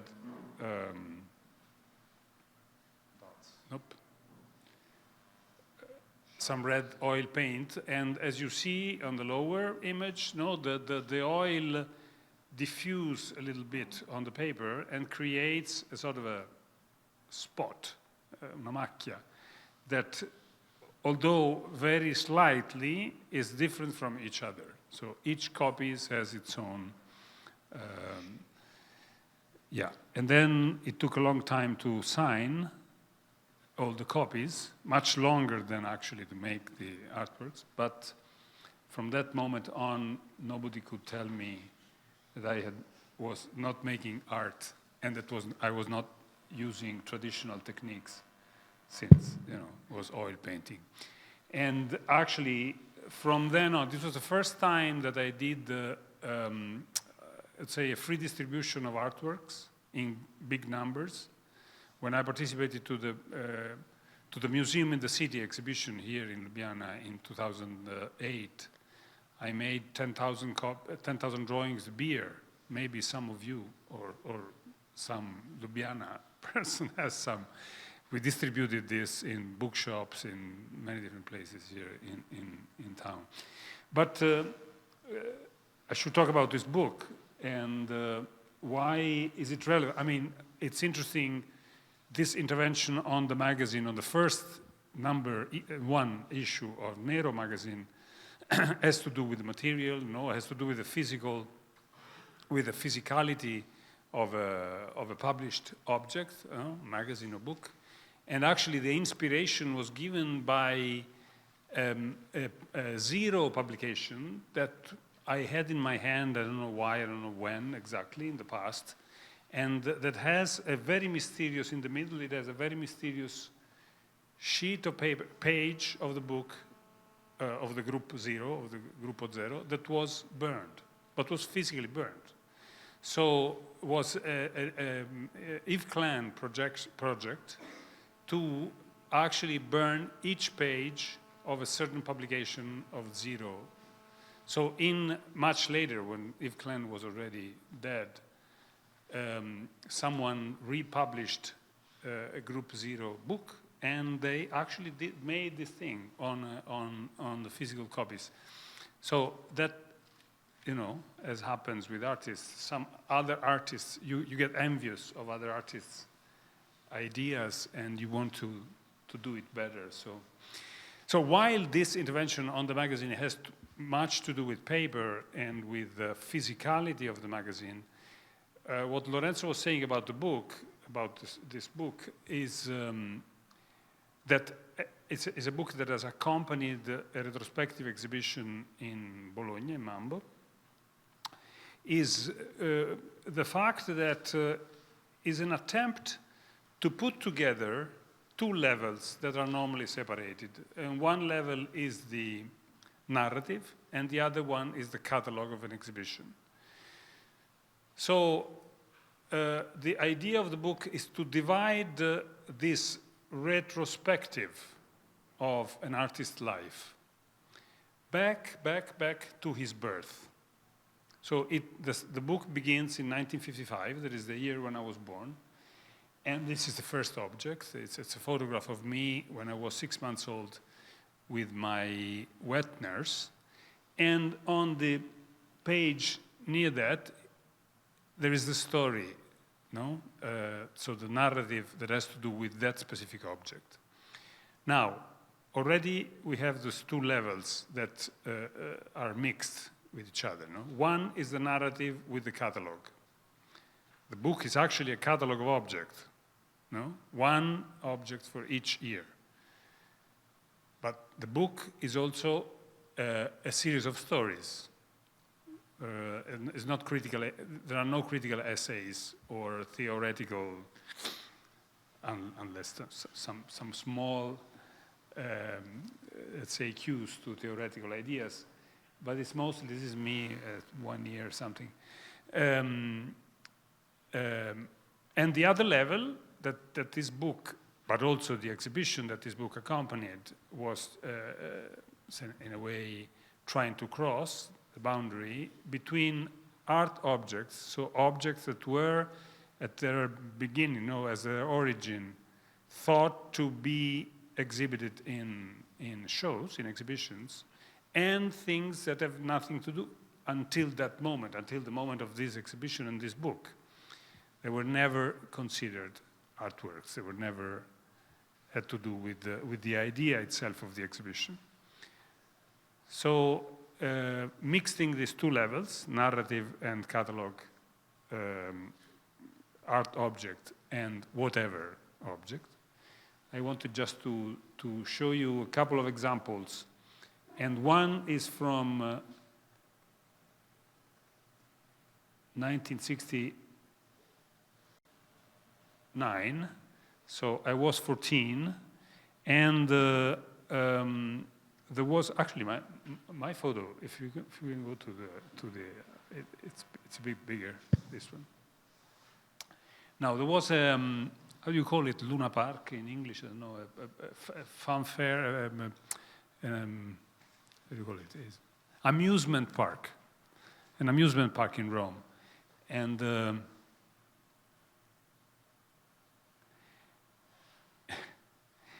And in this amusement park, there were, of course, a lot of different things that kids could play with. And one was a machine that produced sort of medals, where you could write with the machine a sentence on it.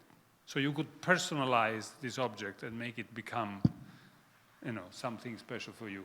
And there were 32 characters. We are now very much now into the number of characters. This was 32 characters.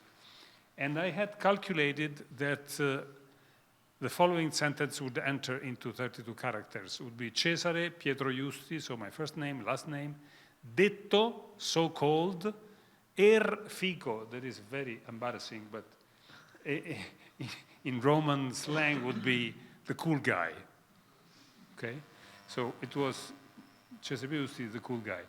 But when I was writing in this machine, I realized at the end that I had miscalculated the number, so I had to take out the so the article.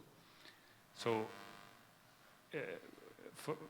that doesn't sound very well in this way, but especially because I was very careful in counting the numbers of possible characters that I misspelled my own name.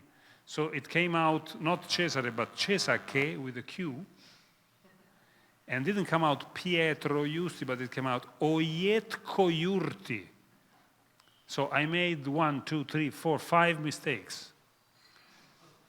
Cesake Oietkoiurti. And of course, I was with friends when this happened, and they make a lot of fun. They made a lot of fun of me, and since then, all these school friends, you know, the friend of that time, they still call me Oietko. Oietko is my nickname to mean that I am clumsy.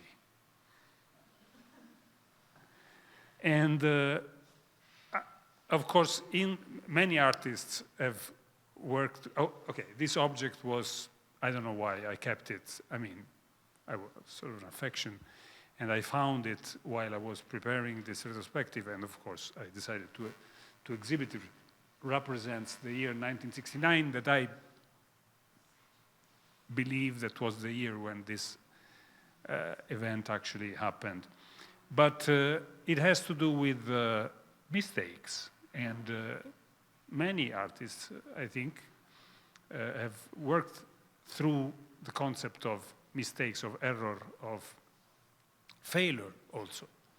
So I have decided to propose this just two examples today to you, and one is this, and the next would be instead representing the year 2015, so when I was already an artist and was already, you know, making exhibitions.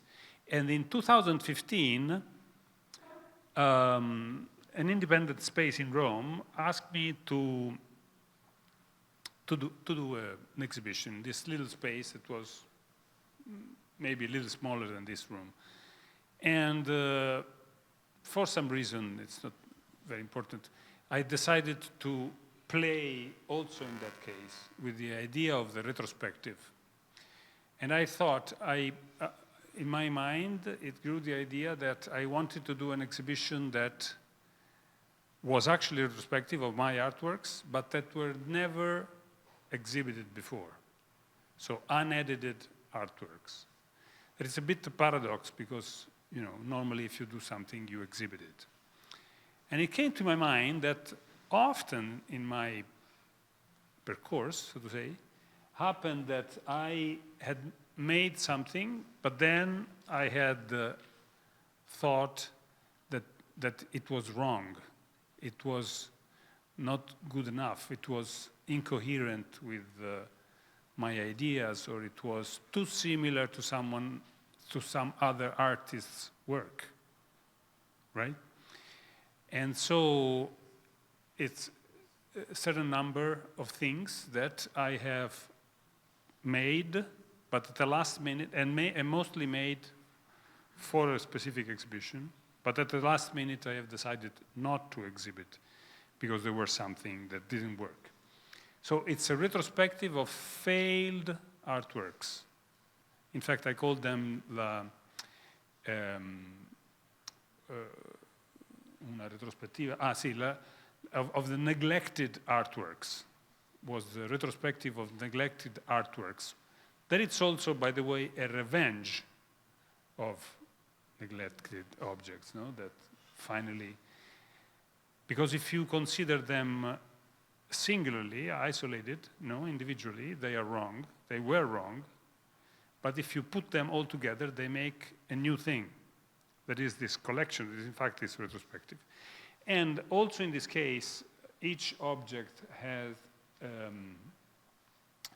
its own story. No, this is an image of the, so to say, of the installation. Exactly. So this, for example, is a drawing. I'm very bad in drawing. I made different studies, and I've never been any talent in drawing. So this is a drawing I made in 1979. The idea of the retrospective is also, in a way, it's a travel through many different times, you know, in the artist's life, where I was trying to illustrate somehow a project, and the project was a very simple one, just to keep a room empty and to write on the door, on the entrance, all the objects that are inside this room, with an empty room. But then I made this drawing, and then I realized that there was something really wrong in terms of perspective. It's almost a sort of a, you see in the door up there, it's totally wrong. Someone knows how to draw, can explain where are the mistakes here. And so I never actually used it, or basically maybe I remade in different way this drawing. And in another case, now maybe we can take this one. So that was a piece of 1979, this of 2005 or 6. And maybe Lorenzo remember when we did, there was a huge party at Angelo Mai. Yes.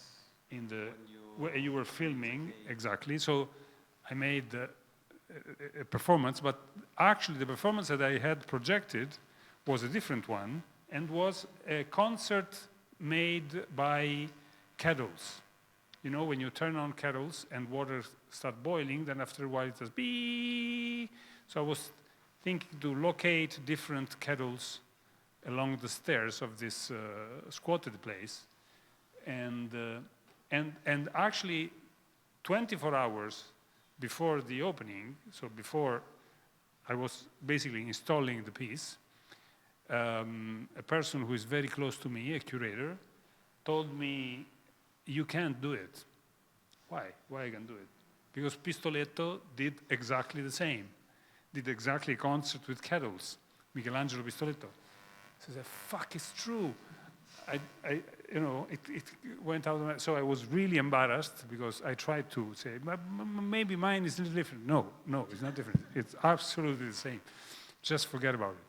So I had to, you know, and actually from that failure came out maybe a better performance, but I won't tell that story. So the collection of this also is another example. It's 4 photographs of a performance that I had done in advance with the recording, the audio recording in those headphones of this sort of monologue that I was doing during the performance. And then there was a photographer in Florence who made these photographs, the photograph of me doing the performance. And I liked the photograph so much that I decided to make an artwork out of those photographs. But then when I saw the enlargement and I imagined how this could appear, you know, in an exhibition, I saw that they were, it's completely logic, of course, they were more the artwork of the photographer, Carlo Cantini, than my performance, than my work, no? They were more representative of the ability of, you know, seeing a scene by a photographer rather than restituting, giving back the sense of the performance I was doing. So also in that case, I had prepared for an exhibition at Maxi those 4 photographs. I even paid quite a lot because there were, large enlargements of this digital, were pre-digital analogic stuff. And so in this case, for example, I had neglected this artwork because it was, in a way, too beautiful, too perfect, and in fact was someone else's work. Well, that's again, it's a series of samples and very short stories, as I just said. There were actually in this exhibition, this retrospective of the wrong artworks, there were 6 pieces, but to me, it's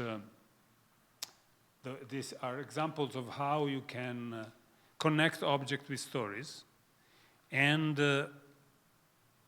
actually cross this other boundary that has to do with the consideration of what is right and what is wrong. Because as I was saying, individually taken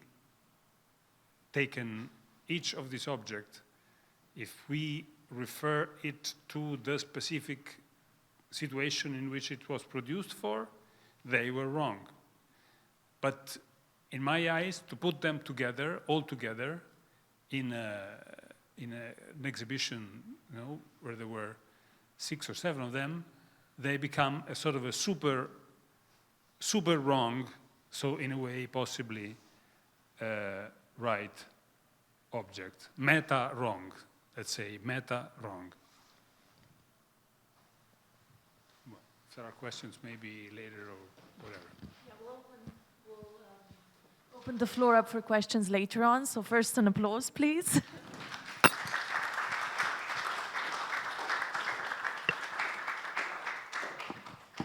Yeah, the books can still circle around if you want, and then you can leave them at the table later on. Now we're moving on to Breda Škrjanec with the lecture Collection and Classification of Art Publications. Breda Škrjanec is a museum counselor at the International Center of Graphic Arts, which is here, obviously, and has been a selection commissioner for several international print shows, including the 24th, 22nd, and 27th Ljubljana Biennial of Graphic Arts. She has prepared more than 60 group exhibitions, as well as monographic exhibitions of Slovene graphic artists. And also, she has served in numerous national and international juries, while also organizing and participating in several international conferences on printmaking. She also writes articles and gives lectures on art history and visual culture, with a focus on printmaking both in Slovenia and abroad. Today she will present the collection of art publications of the International Center of Graphic Arts and the thought process behind it. Thank you for the presentation. Till now we have been listening mostly practitioners. Now we'll see something from the museological point of view. I will start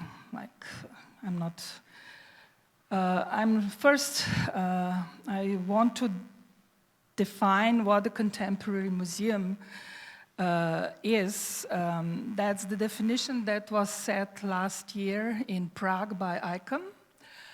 Definitions, of course, change from time to time. And I will quote, "A museum is a non-for-profit permanent institution in the service of society that researches, collects, conserves, interprets, and exhibits tangible and intangible heritage.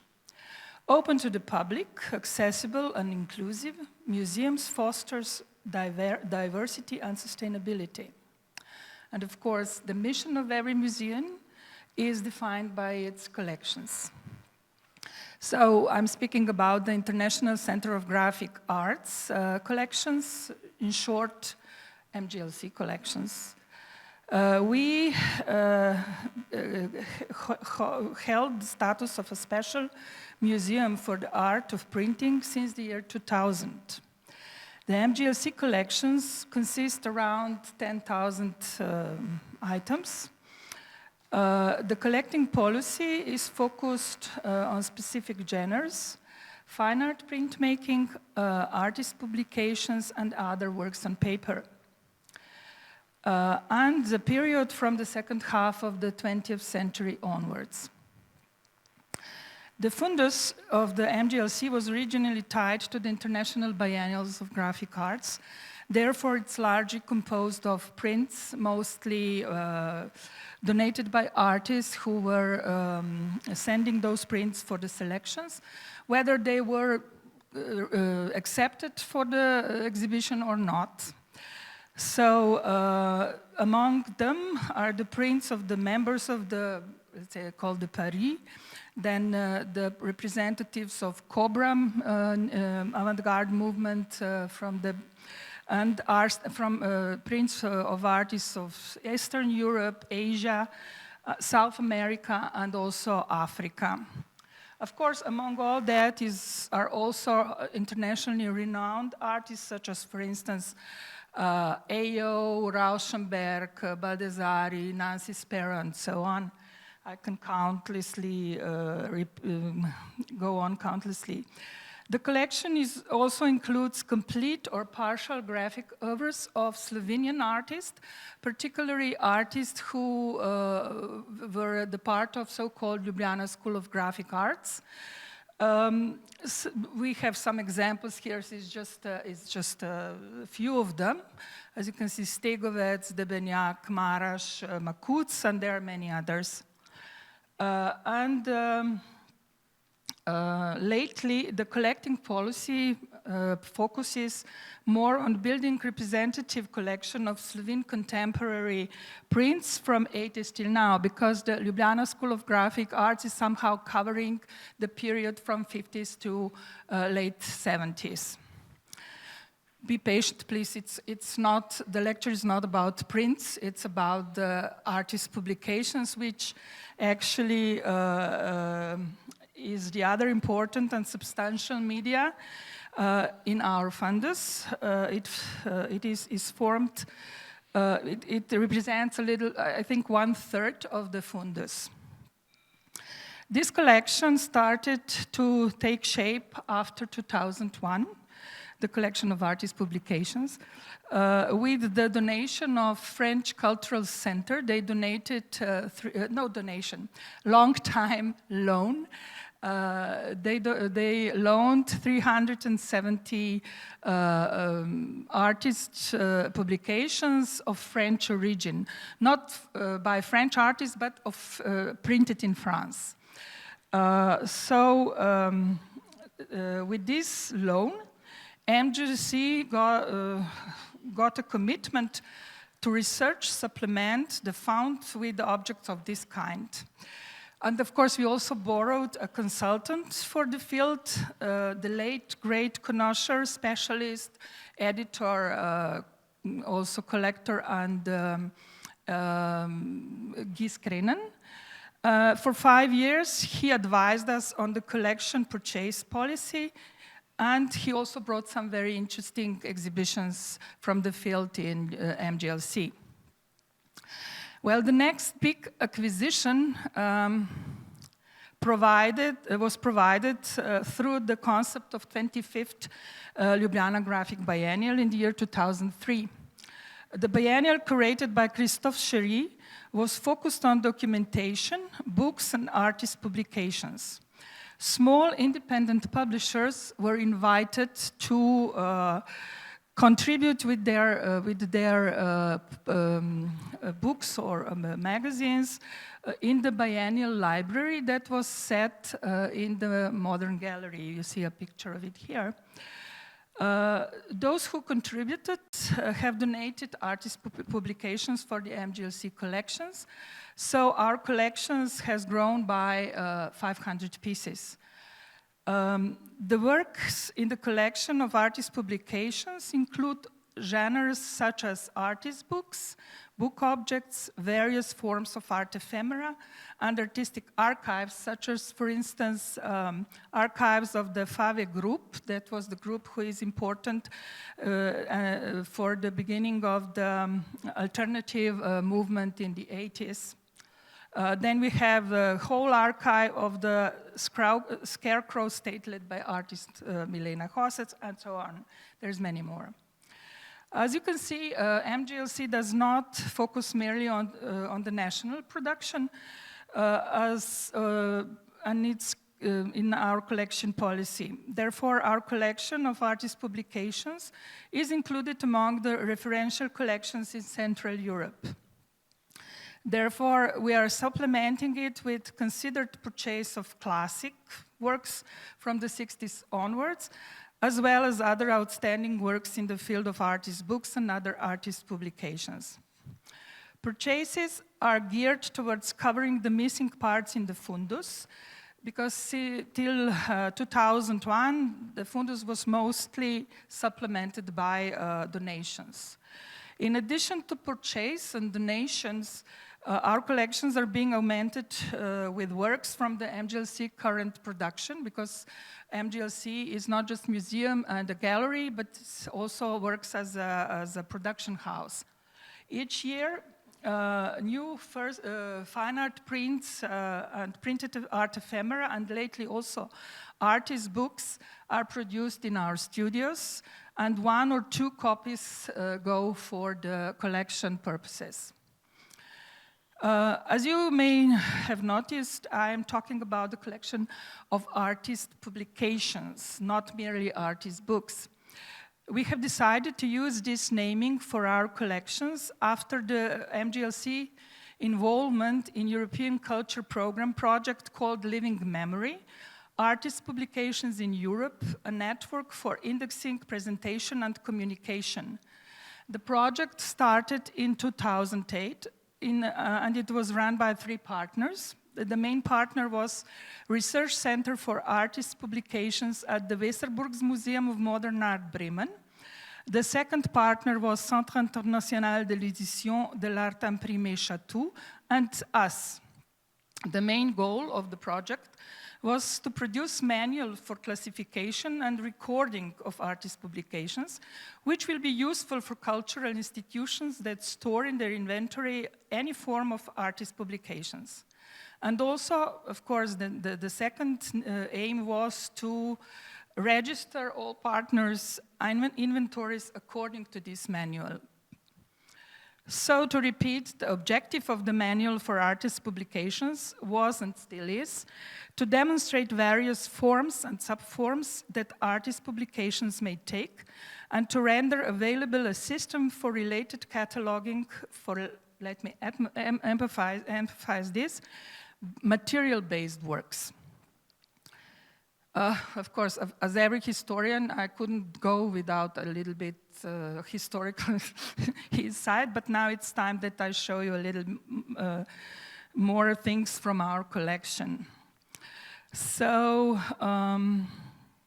in the second half of the 20th century, artists supported by mass media techniques moved beyond the art-immanent space to create published artworks.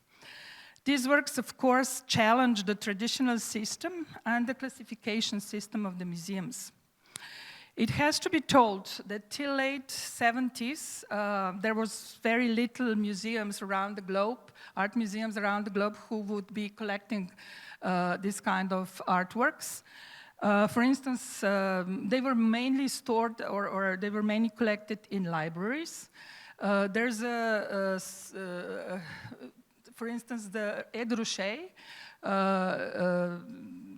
he offered his nowadays one of the crucial works in the field, 26 gasoline stations, to Library of Congress, but they rejected it in the 60s, and there was no museum who would take it. With the term artist publications, we describe all forms of expression endeavored by artists with potential multiplication in mind, released either through self-publication or by publisher. The term serves as umbrella phrase for all forms of published artworks. It comprehends all works by artists that are multiplied, released, or published. Characteristic for artist publications is their inherent interdisciplinary character, but also their hybridity as they pass the media, the borders of art, music, literature, theater, and everything. There's mixed, as you were saying before, for Nero Editions. As artistic facets of mass media, they encompass expressions that are both immaterial, for instance, radio or internet, and material, such as newspapers or graphics. The focus of my interpretation is on the material-based works in the scope of artist publications. Artist publications, according to the manual I was introducing before, are classified into different art forms, and they are grouped in 5 groupings. And these art forms have numerous subforms. The first grouping is composed by artist books, artist magazines, and artist newspaper. The second are edition objects and multiples. The third, photo edition, graphic work, and ephemera. And there is artist record, audio cassette, compact disc. And the fifth, film or video edition and multimedia edition. The subforms or genres range from postcards to Xerox copies, stamps, digital graphics, and I mean, there are countless. So I described how we understand artist publication and the basic principles of recording and cataloging these kind of items. Now I will show some examples from our inventory and explain a little bit more about how we classify different forms and genres. Our collection can be accessed from our website, but there is also a possibility to come to a studio, to come to the study cabinet, but before that you have to have an agreement with the curator, and you can also browse through the material. I decided to give more attention to the groupings from 1 to 3 because we have more of these objects in our collections. We do have some objects from the grouping 4 or 5, but they're not representative enough, and actually it's not our main focus. They're not our main focus. So in our collection, there is more than 1,000 works we categorize as artist books. Art theory defines an artist book as a specific art genre with which artistic ideas are presented in the format of a book. Artist books are therefore multimedia and transmedia art forms, characterized by the crossing of the textual and the visual message, reading and viewing, documentation, literary, culture, and visual art. They are related to all forms of conventional, forms of conventional books, either through their design, format, materiality, or function. The artist's book develops as a published, printed, and multiplied standalone work through a process of artistic conceptualization that would not be brought to expression in this way using any other artistic form. The diversity of artist books know no limits. The books are, I will show you some examples from our collection. They may be bound or loose. They may even assembled in a collage-like manner from various different items. Frequently, the employed materials include newspaper, pre-used paper, recycling paper, copies, fabric, plastic. You can imagine, I mean, everything that can be printed. What is printable, not printed? What is printable material? It may take a form of small booklet or a large format book, or can even be a poster when unfolded. These artworks are bound together through a wide variety of means, such as envelopes or folders, files, spiral binding or clips, slip cases or ring binders, and so they can take also a lot of different forms. The large majority of artist books have traditional adhesive or stitch binding. Frequently, many different kinds of inserts are included in such as records, for instance, compact discs, audio cassettes, drawings, posters, and so on, small items. The editions of such artworks can range between just a few or several thousand copies.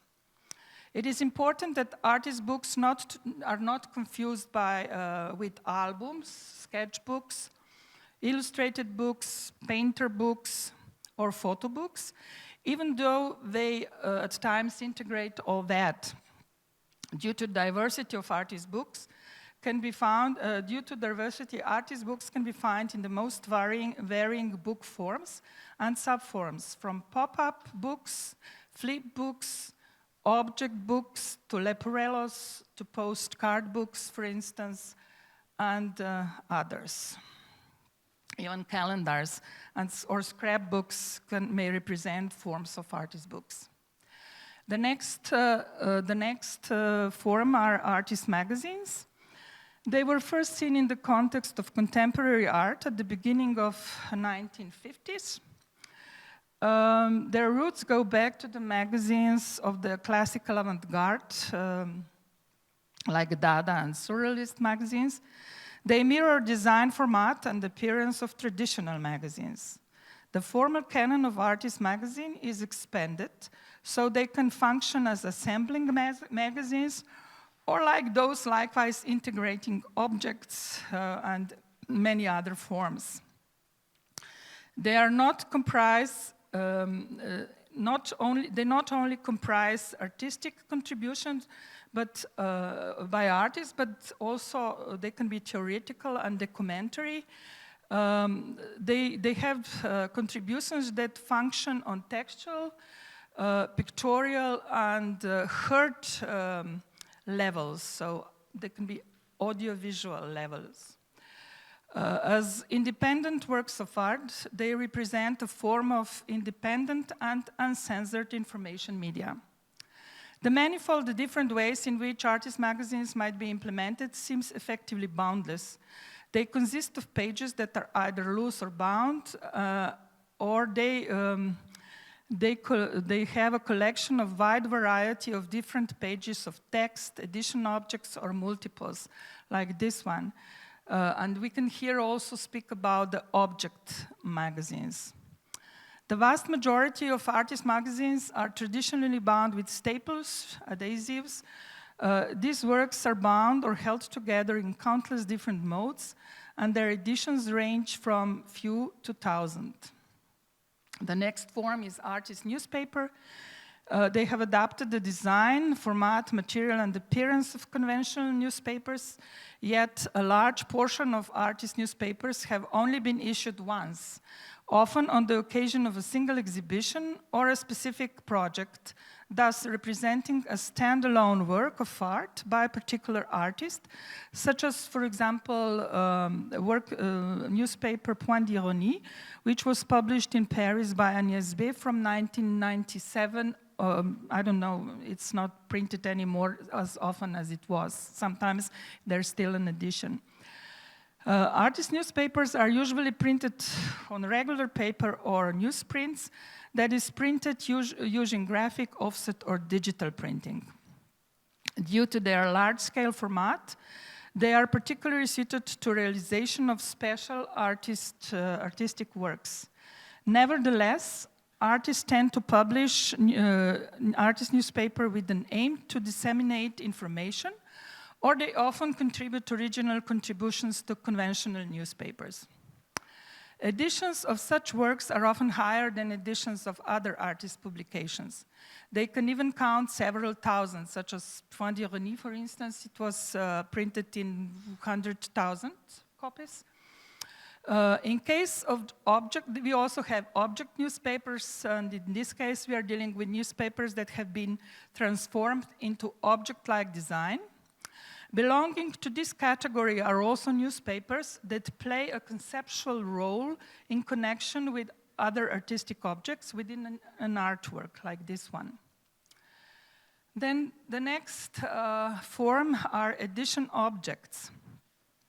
They mostly take form of small format objects, small format objects or sculptures in small editions ranging from 2 to 15, sometimes 50. Edition object has its roots in the tradition of the 19th century art made of bronze. Sometimes it is hard to differentiate them from multiples of the 60s. Special forms of edition objects may include book objects, sound objects, or film or video sculptures. Then the next form is multiple. They are three-dimensional objects issued in an unlimited or, in any case, large edition from 500 to 1,000 copies.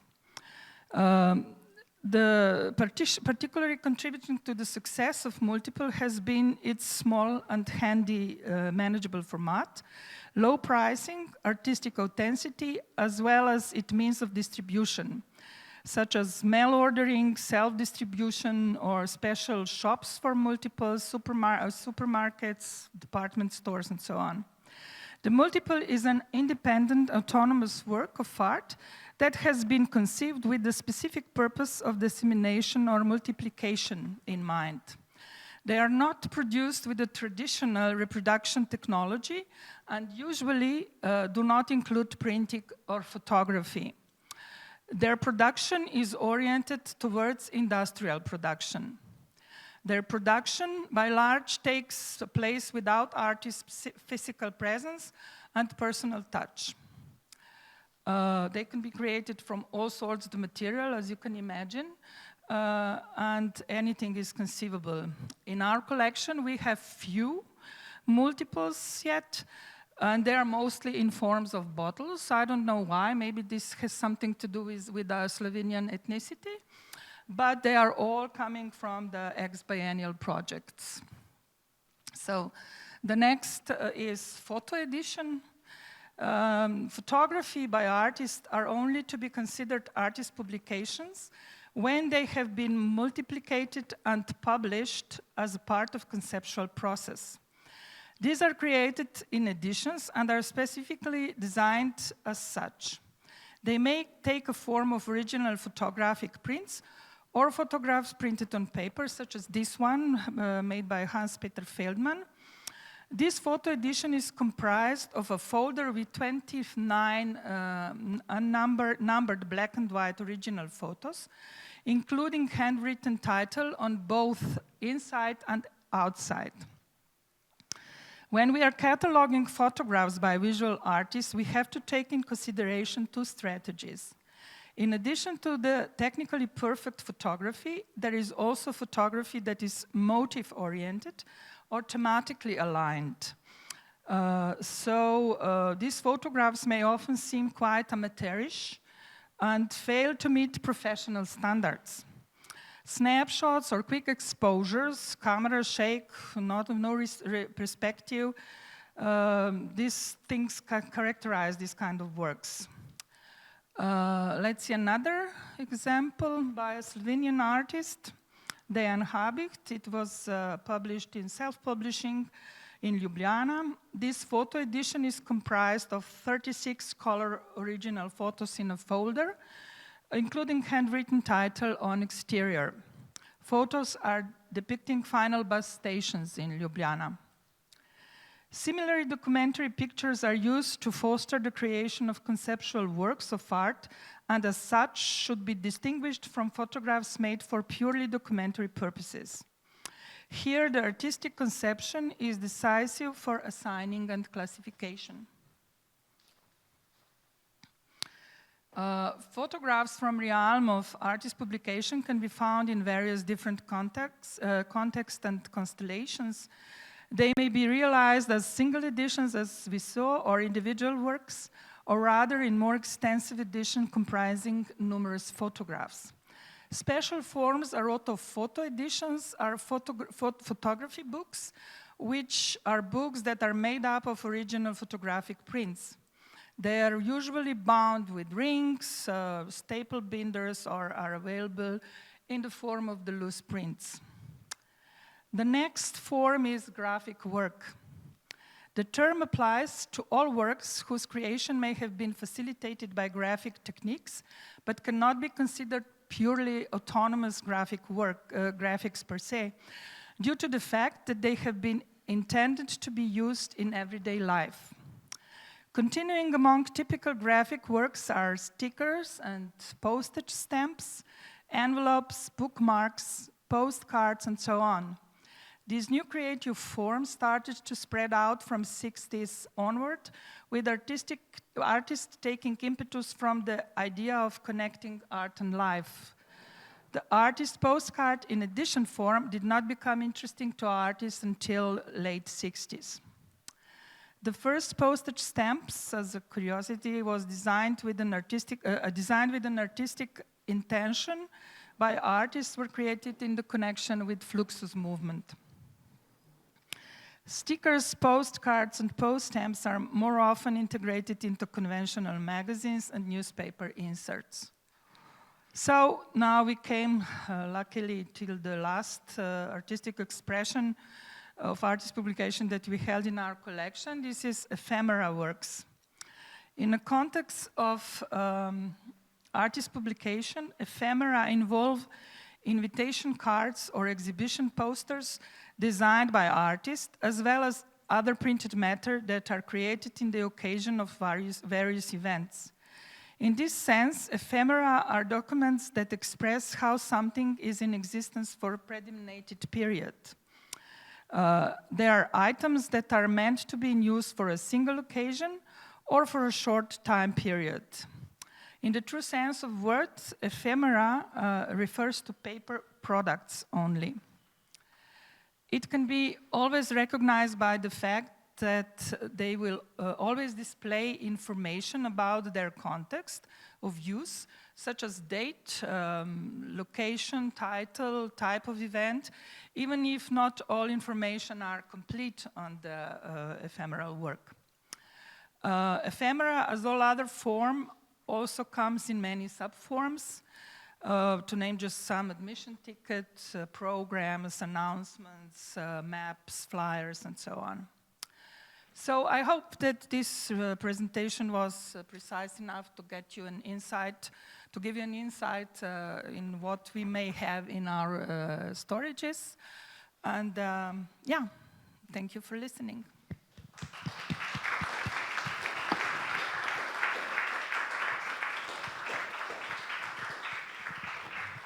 Okay, we now get to our second last speaker, which is Marian Misiak, with the lecture Fonts Are Culture. Marian Misiak is a graphic designer, typographer, and editor who runs the platform Threedotstype, which develops new letter forms and distributes digital fonts. And he also works as a designer and writer with publishers in Poland and abroad. He's also a co-author of more than a 500-page monograph on the phenomenon of the world's longest produced train and its radical fans, which is something I'm going to ask you about later on, entitled Radical Passion, and is working with Lars Hamsen on a new edition of a book on independent typography called Support Independent Type 2. Today he will present the Threedotstype platform, which largely consists of a group of local type designers, mainly from Poland. And during the presentation, you will also see some recent typography-related experiments, including Rubinsons, but more on that later, and some of their upcoming projects.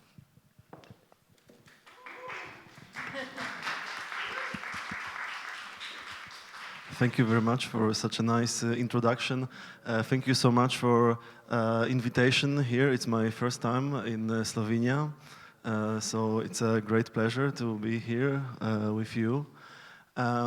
We are switching now for 15 minutes presentation slot, so it will be very fast, and I promise that it will be not very heavy content, so just 15 minutes, and I hope it's not too complicated for this moment of late moment of the day. So the presentation, it's called Fonts Are Culture, because Type Foundry, which I'm running, is oriented in a way that we try to balance between something which we call visual research and cultural investigation. So basically, it's a shop where you can purchase fonts, but we call it a platform because it's basically collaboration between a few designers, mainly from like field of type design, but not only. And it's me who's like the main person who operates it, and there are also my fonts, my font design, and there is a so-called claim which we use that all the fonts we publish, or all the typography which is the most interesting for us, are fonts with stories. So if you go to the website, there is this like a statement that we appreciate fonts with stories, and there is this very important for us place on the web where you can read or see what's the story behind the fonts, and that's why we use also this name, that 3 dots. It's typography, not with typography with a full stop, but with a 3 dots. So it means that there is something more. There is like a story behind, or there is not only the visual side of beautiful letters, but there are different layers, not only visual layers of the typography. And we want to continue with it, so all the fonts which are in the collection already, or in the future, there needs to be this kind of understanding or this kind of mission in this on this platform. So I want to show you and explain a little bit more about only 3 typefaces, or only 3 projects, because we have only 15 minutes. So the first font with this specific story is connected with Oskar Zięta, who's actually furniture designer, or he's also a person who experiments a lot with different materials. So he's an inventor of this, let's say, a methodology of working with 2 layers of a metal, which he's like trying to form and produce furniture from it. So he approached me. He's from my hometown. I'm from Wrocław in Poland, and he asked me if it's possible to design letter forms based on this his way of doing objects. And I thought this is something like really interesting for me, because there are some certain limitations in this way of producing the objects. So he explained me the limits of this technology, and we try to apply this to letter forms. So there is the outcome of this project is like physical letter forms, which he's selling, and you can order, and you can have those like physical letter forms which you can apply on architecture or whatever you want. But also there is like a very visual outcome, which is a font called Maria, because that was Oscar's wish to somehow appreciate the name of his first kid.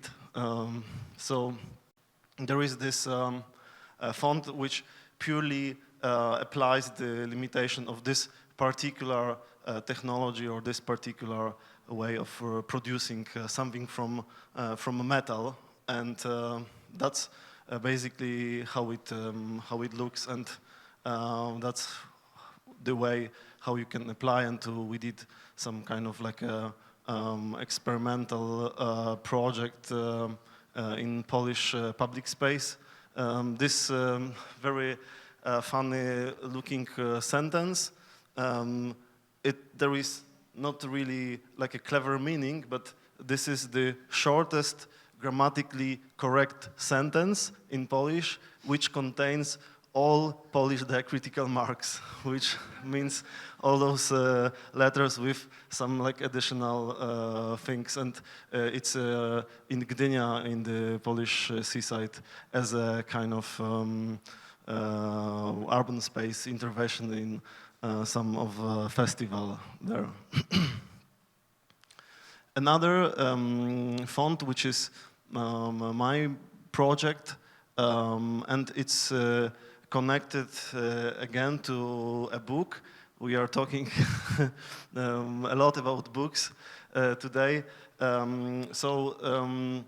This is very like specific project because I'm the co-author of this content of this book, and Threedotstype co-publish this book, and it's also in a way a personal project because for 5 years, me and 3 of my close friends work on this collection of stories and information about train fans connected to one of the particular model of a train. And we discovered that there is a few very big and very diverse groups of fans of this particular train, which was produced in my hometown. And this is the longest produced train in the world. They produced this particular model for 40 years. And there is an interesting story behind with connection to Yugoslavia, because it was exported to Yugoslavia in 60s. And actually this picture, which is on the cover, it's somewhere from Yugoslavia. I don't know where exactly, but this is from Yugoslavia. I have it this with me, so you can so you can see. Yes, sure. So because that was a very important project for us, I already mentioned we spent 5 years working on it. So we thought, okay, let's celebrate this also in a, let's say, graphic design way. So we used the typography, which was already used in this like a train system context and on those trains. So we somehow revival, that's the professional name, when you use the existing typeface and you want to like refresh it and to make it more possible to use it in like a book context. So we did a revival of this typeface, and we use it in this book. It's the English title is Radical Passion, because as I mentioned, we try to understand why this particular model of the train is connected to so many very radical fans in different kind of ways and in different kind of subculture and so on. So there is just like a few examples of. So this is, for example, the train built of Lego or graffiti writers jumping on the train and so on. This is a house built of the like unused train, and some of the parts which are somehow recycled nowadays and reused again and so on. And the last font I want to show and describe is a font by Honza Zamojski. which is again in a way personal, because we know each other with Honza already for many years. So it was quite nice to see that over last few years he's heavily using very, I would say, personal and very special type of letter forms he created, and he started using those letters over the years in his artwork. So it was like a kind of a long process for him to develop at some point font which he was using in his work, but it was for a long time only a font which he was using like a tool which was only on his computer, and only he had the access to this font.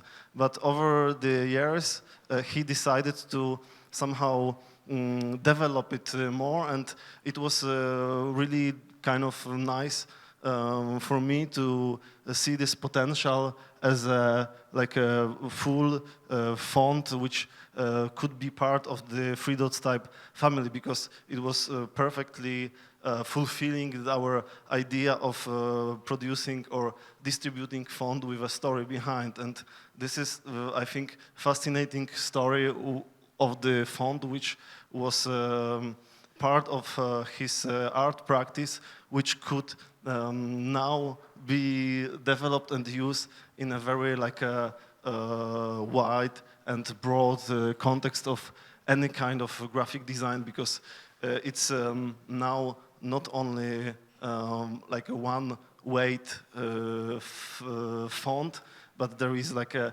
different weights from regular to bold, and there is also specific set of icons. And we published this small so-called type specimen, which shows the development and shows the previous version of the letter forms he was using, and how was the, let's say, history of development of this font through his art practice. So I think the font is very, it's very personal, but now it could be publicly used, and we are kind of curious in which context now it will be used in the future, because now you can download it and purchase, and that's what happening since a few months, when it's available on the Threedotstype website. So to sum up, this is an icon from the font, obviously designed and developed by Honza, and this is Honza itself. I think there is a connection. So what I like about this project is that for me this font is not only part of a very specific visual language which Honza developed, but in my eyes this font is actually Honza. So I think this is the personal part of this font. It's exactly those 3 dots which I was mentioning on the beginning. So I'm very happy that we have this font now as a part of the platform. So to summarize, our vision of the typography we follow in Threedotstype. We are sure that fonts can shape visual cultures more than we usually think, and we strongly believe that fonts reflects our aspiration, how we approach modernity. It's a broad topic, but I thought it's important to mention this as a summary. And of course, we believe that fonts are culture.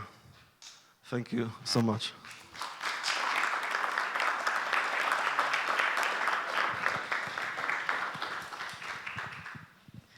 Okay, now we are coming to the last part and to the man who I think in this context almost needs no introduction, but still. Honza Zamojski is going to present his latest artist book, Rise and Fall of the Middleman, this one here. Now, a few copies are already available at the center shop and also at the City Gallery shop. So, you know, grab it, the ones who want it, because more copies are going to be available then in the upcoming weeks. And then a short introduction. As we've said, Honza Zamojski is an artist, designer, book publisher, and curator who draws upon a broad range of media and artistic practice, from drawings and sculptures to infographics inspired by corporate communications and poetic word games. His minimalist forms are loaded with meaningful symbols, abstract compositions, and figurative representations that make up a visual language governed by its own grammatical rules and formal structure. Honza Zamojski has authored more than a dozen books, and he has also presented his original lecture series at the Centre Pompidou, MoMA Library, and Printed Matter, New York. His exhibition, as said before, at the International Center of Graphic Arts titled Middleman, is still open until May 28th, so you still have a couple of days to see it. It's in the upper floor for the ones who haven't seen it yet. And then today, as we've said, he will present his latest artist book, Rise and Fall of the Middleman, which is published by Nero Editions. And it is an illustrative and poetic attempt to describe the middleman, his everyday life, and the reality that surrounds him. Thank you.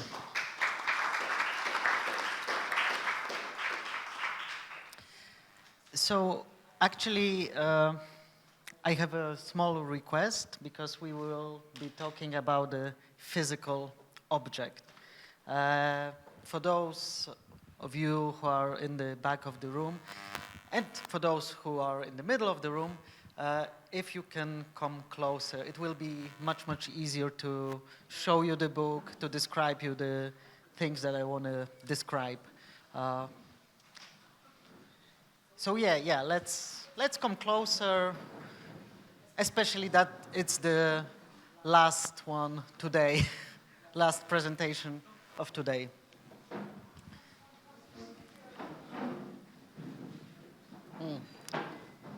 Not squeeze, closer. Yeah.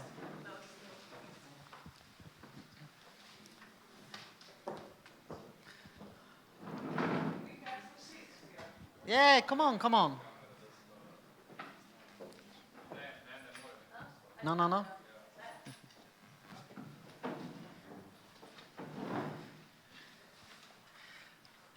Okay, so that's much better.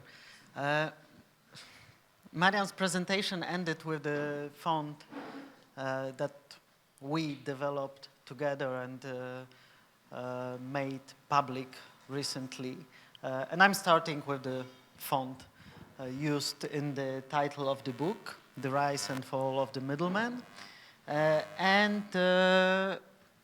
This is how we planned it, that he will end it with the font, and I will start with the font in use. So this is another example of how the font can be used. It can be used on the cover of the book, for example. And I want to start with the numbers, as every middleman should be, because numbers in the practice of a middleman are important. 1, 2, 16, 160, 500. And I'm sure that you don't have any ideas what those numbers relate to. And they relate, of course, to the books. Why there is a one book on top? Because each book that I do, each book that I work on is a singular piece of work. The books that I enjoy the most and that I published, because for a few years I've been a publisher too.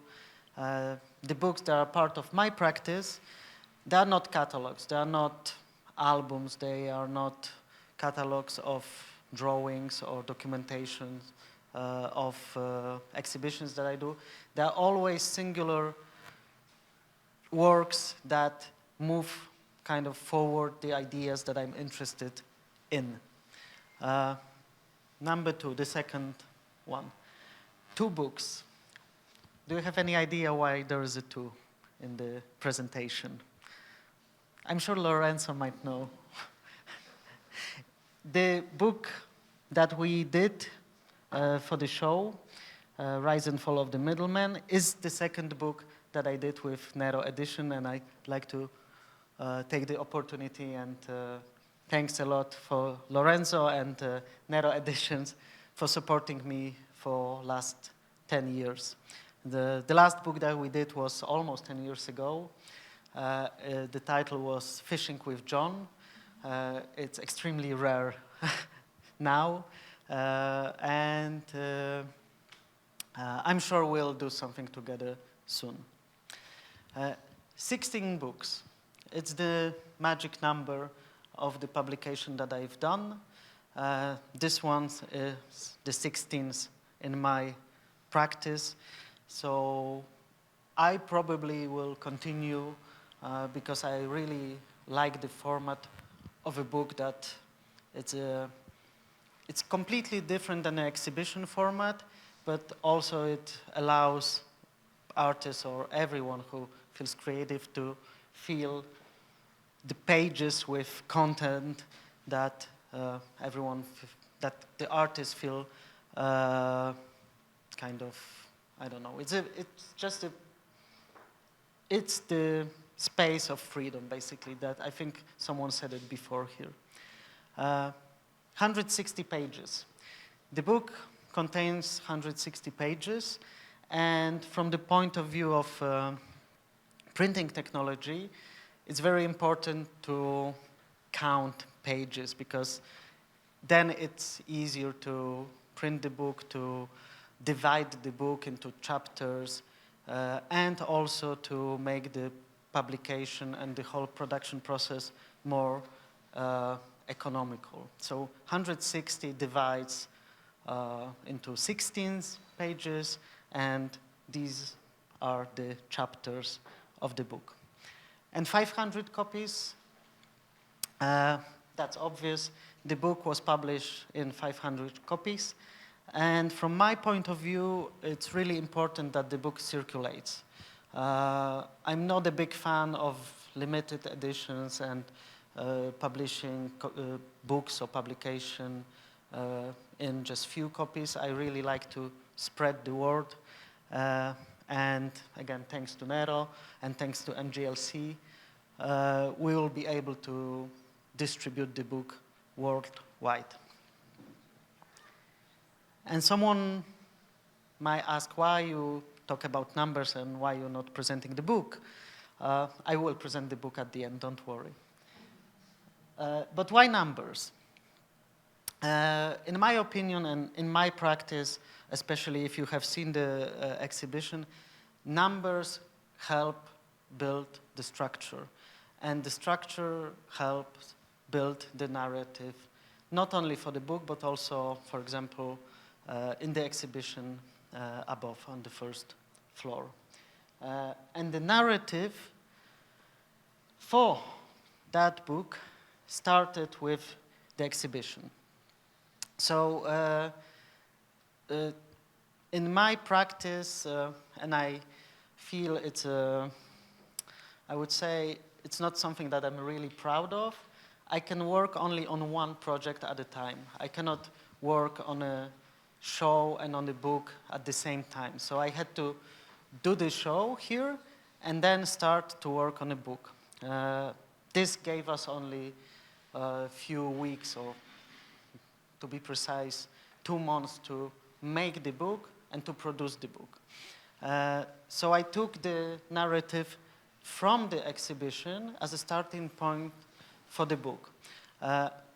On this photo you can see the mock-up of the show that I did ahead of the production. And if you went out upstairs, there are like 5 rooms, and the book also contains 5 chapters inside. And there are more similarities between the book and the show. The colors. The color scheme of the show is that you enter in the middle of the show, and there is a, let's say, darker orange room in the middle of the show, and then in the middle of the book, we also have the orange chapter. If you go in the show to the left, or if you go to the right, you will enter the 2 yellow rooms.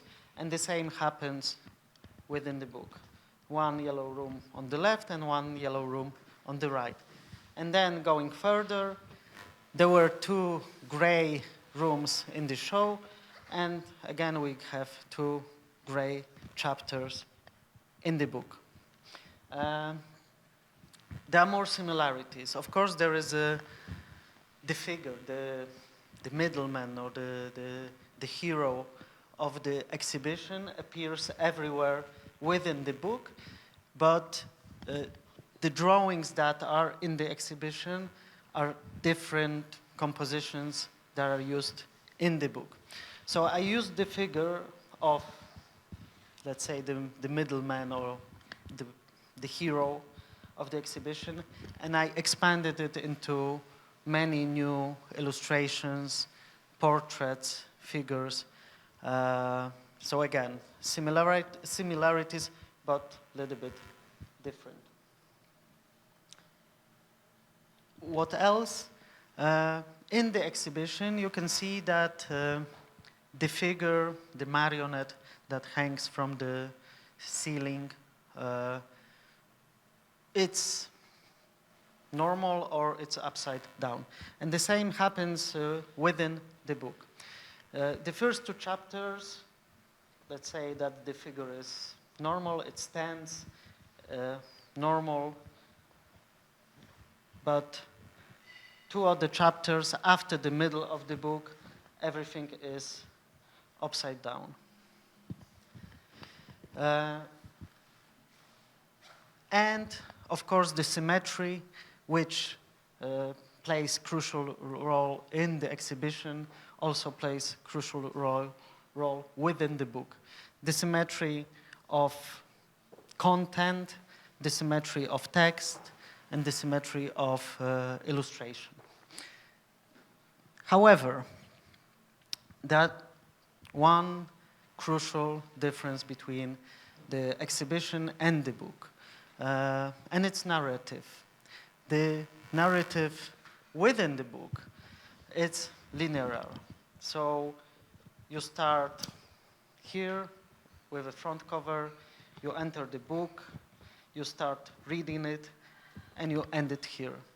While the exhibition, it's completely different. You enter in the middle, and then you decide if you want to go to the left or if you want to go to the right.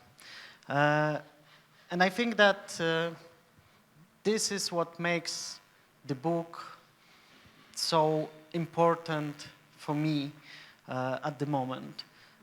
Because the exhibition was done, I enjoyed the whole process of creating it, of arranging it, of designing it.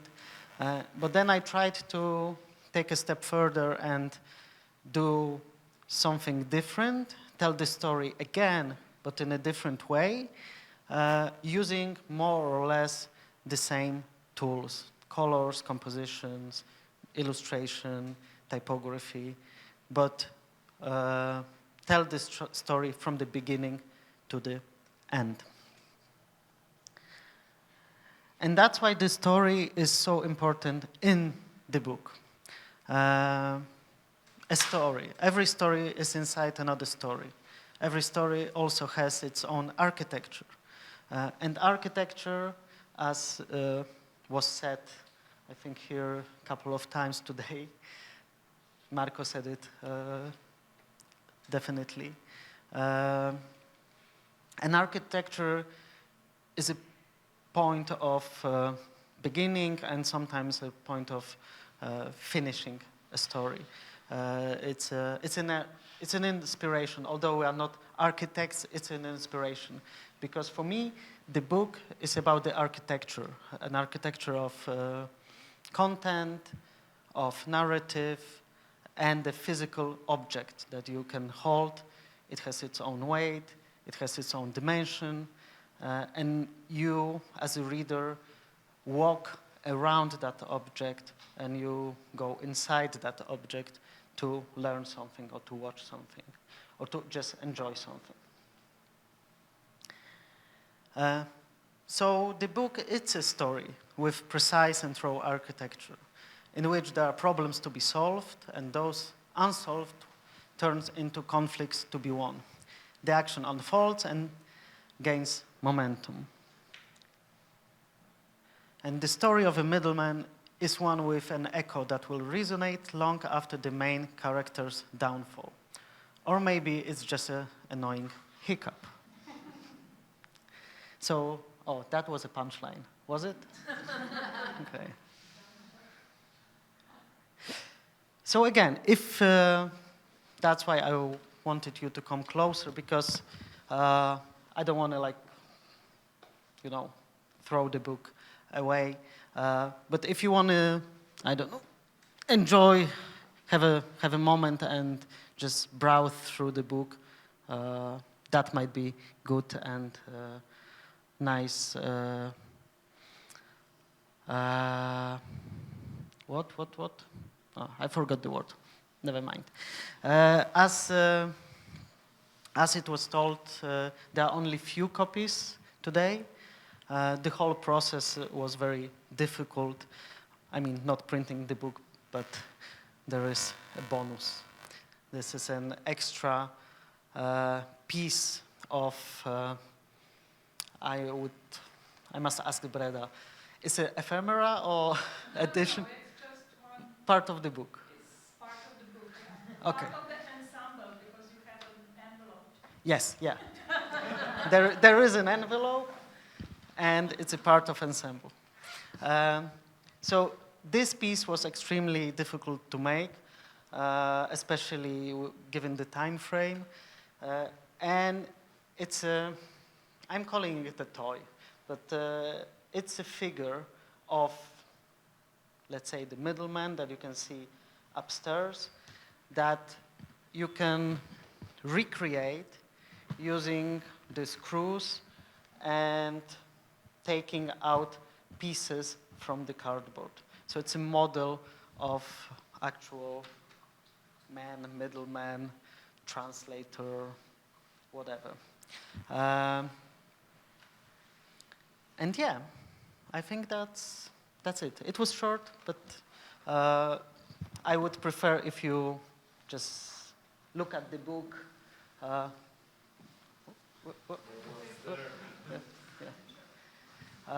If you just look at the book and enjoy it. So I also want to, as the last presenting today, I also wanted to take the opportunity and thanks everyone at MGLC for support, everlasting support. Thanks to the Nero Edition. Thanks to Marian that he agreed to come to Ljubljana with me. Thanks to Nevenka, thanks to Yasmin, thanks to everyone who came and took part in this symposium. I think it was extremely interesting and diverse, and I really, really enjoyed it. And yeah, I hope we'll see again soon. Maybe in Ljubljana, maybe in Poland. Oh, yeah, exactly. Exactly. You are all welcome to join us again at 7 p.m. at Miestna Galeria for the opening of a small pop-up show that we did together with Marian, and it's focused solely on the typography, on the Rubin Sans font that we created and on the texts that I've been writing for last few years and are included in my art practice. So thanks again, and see you at 7.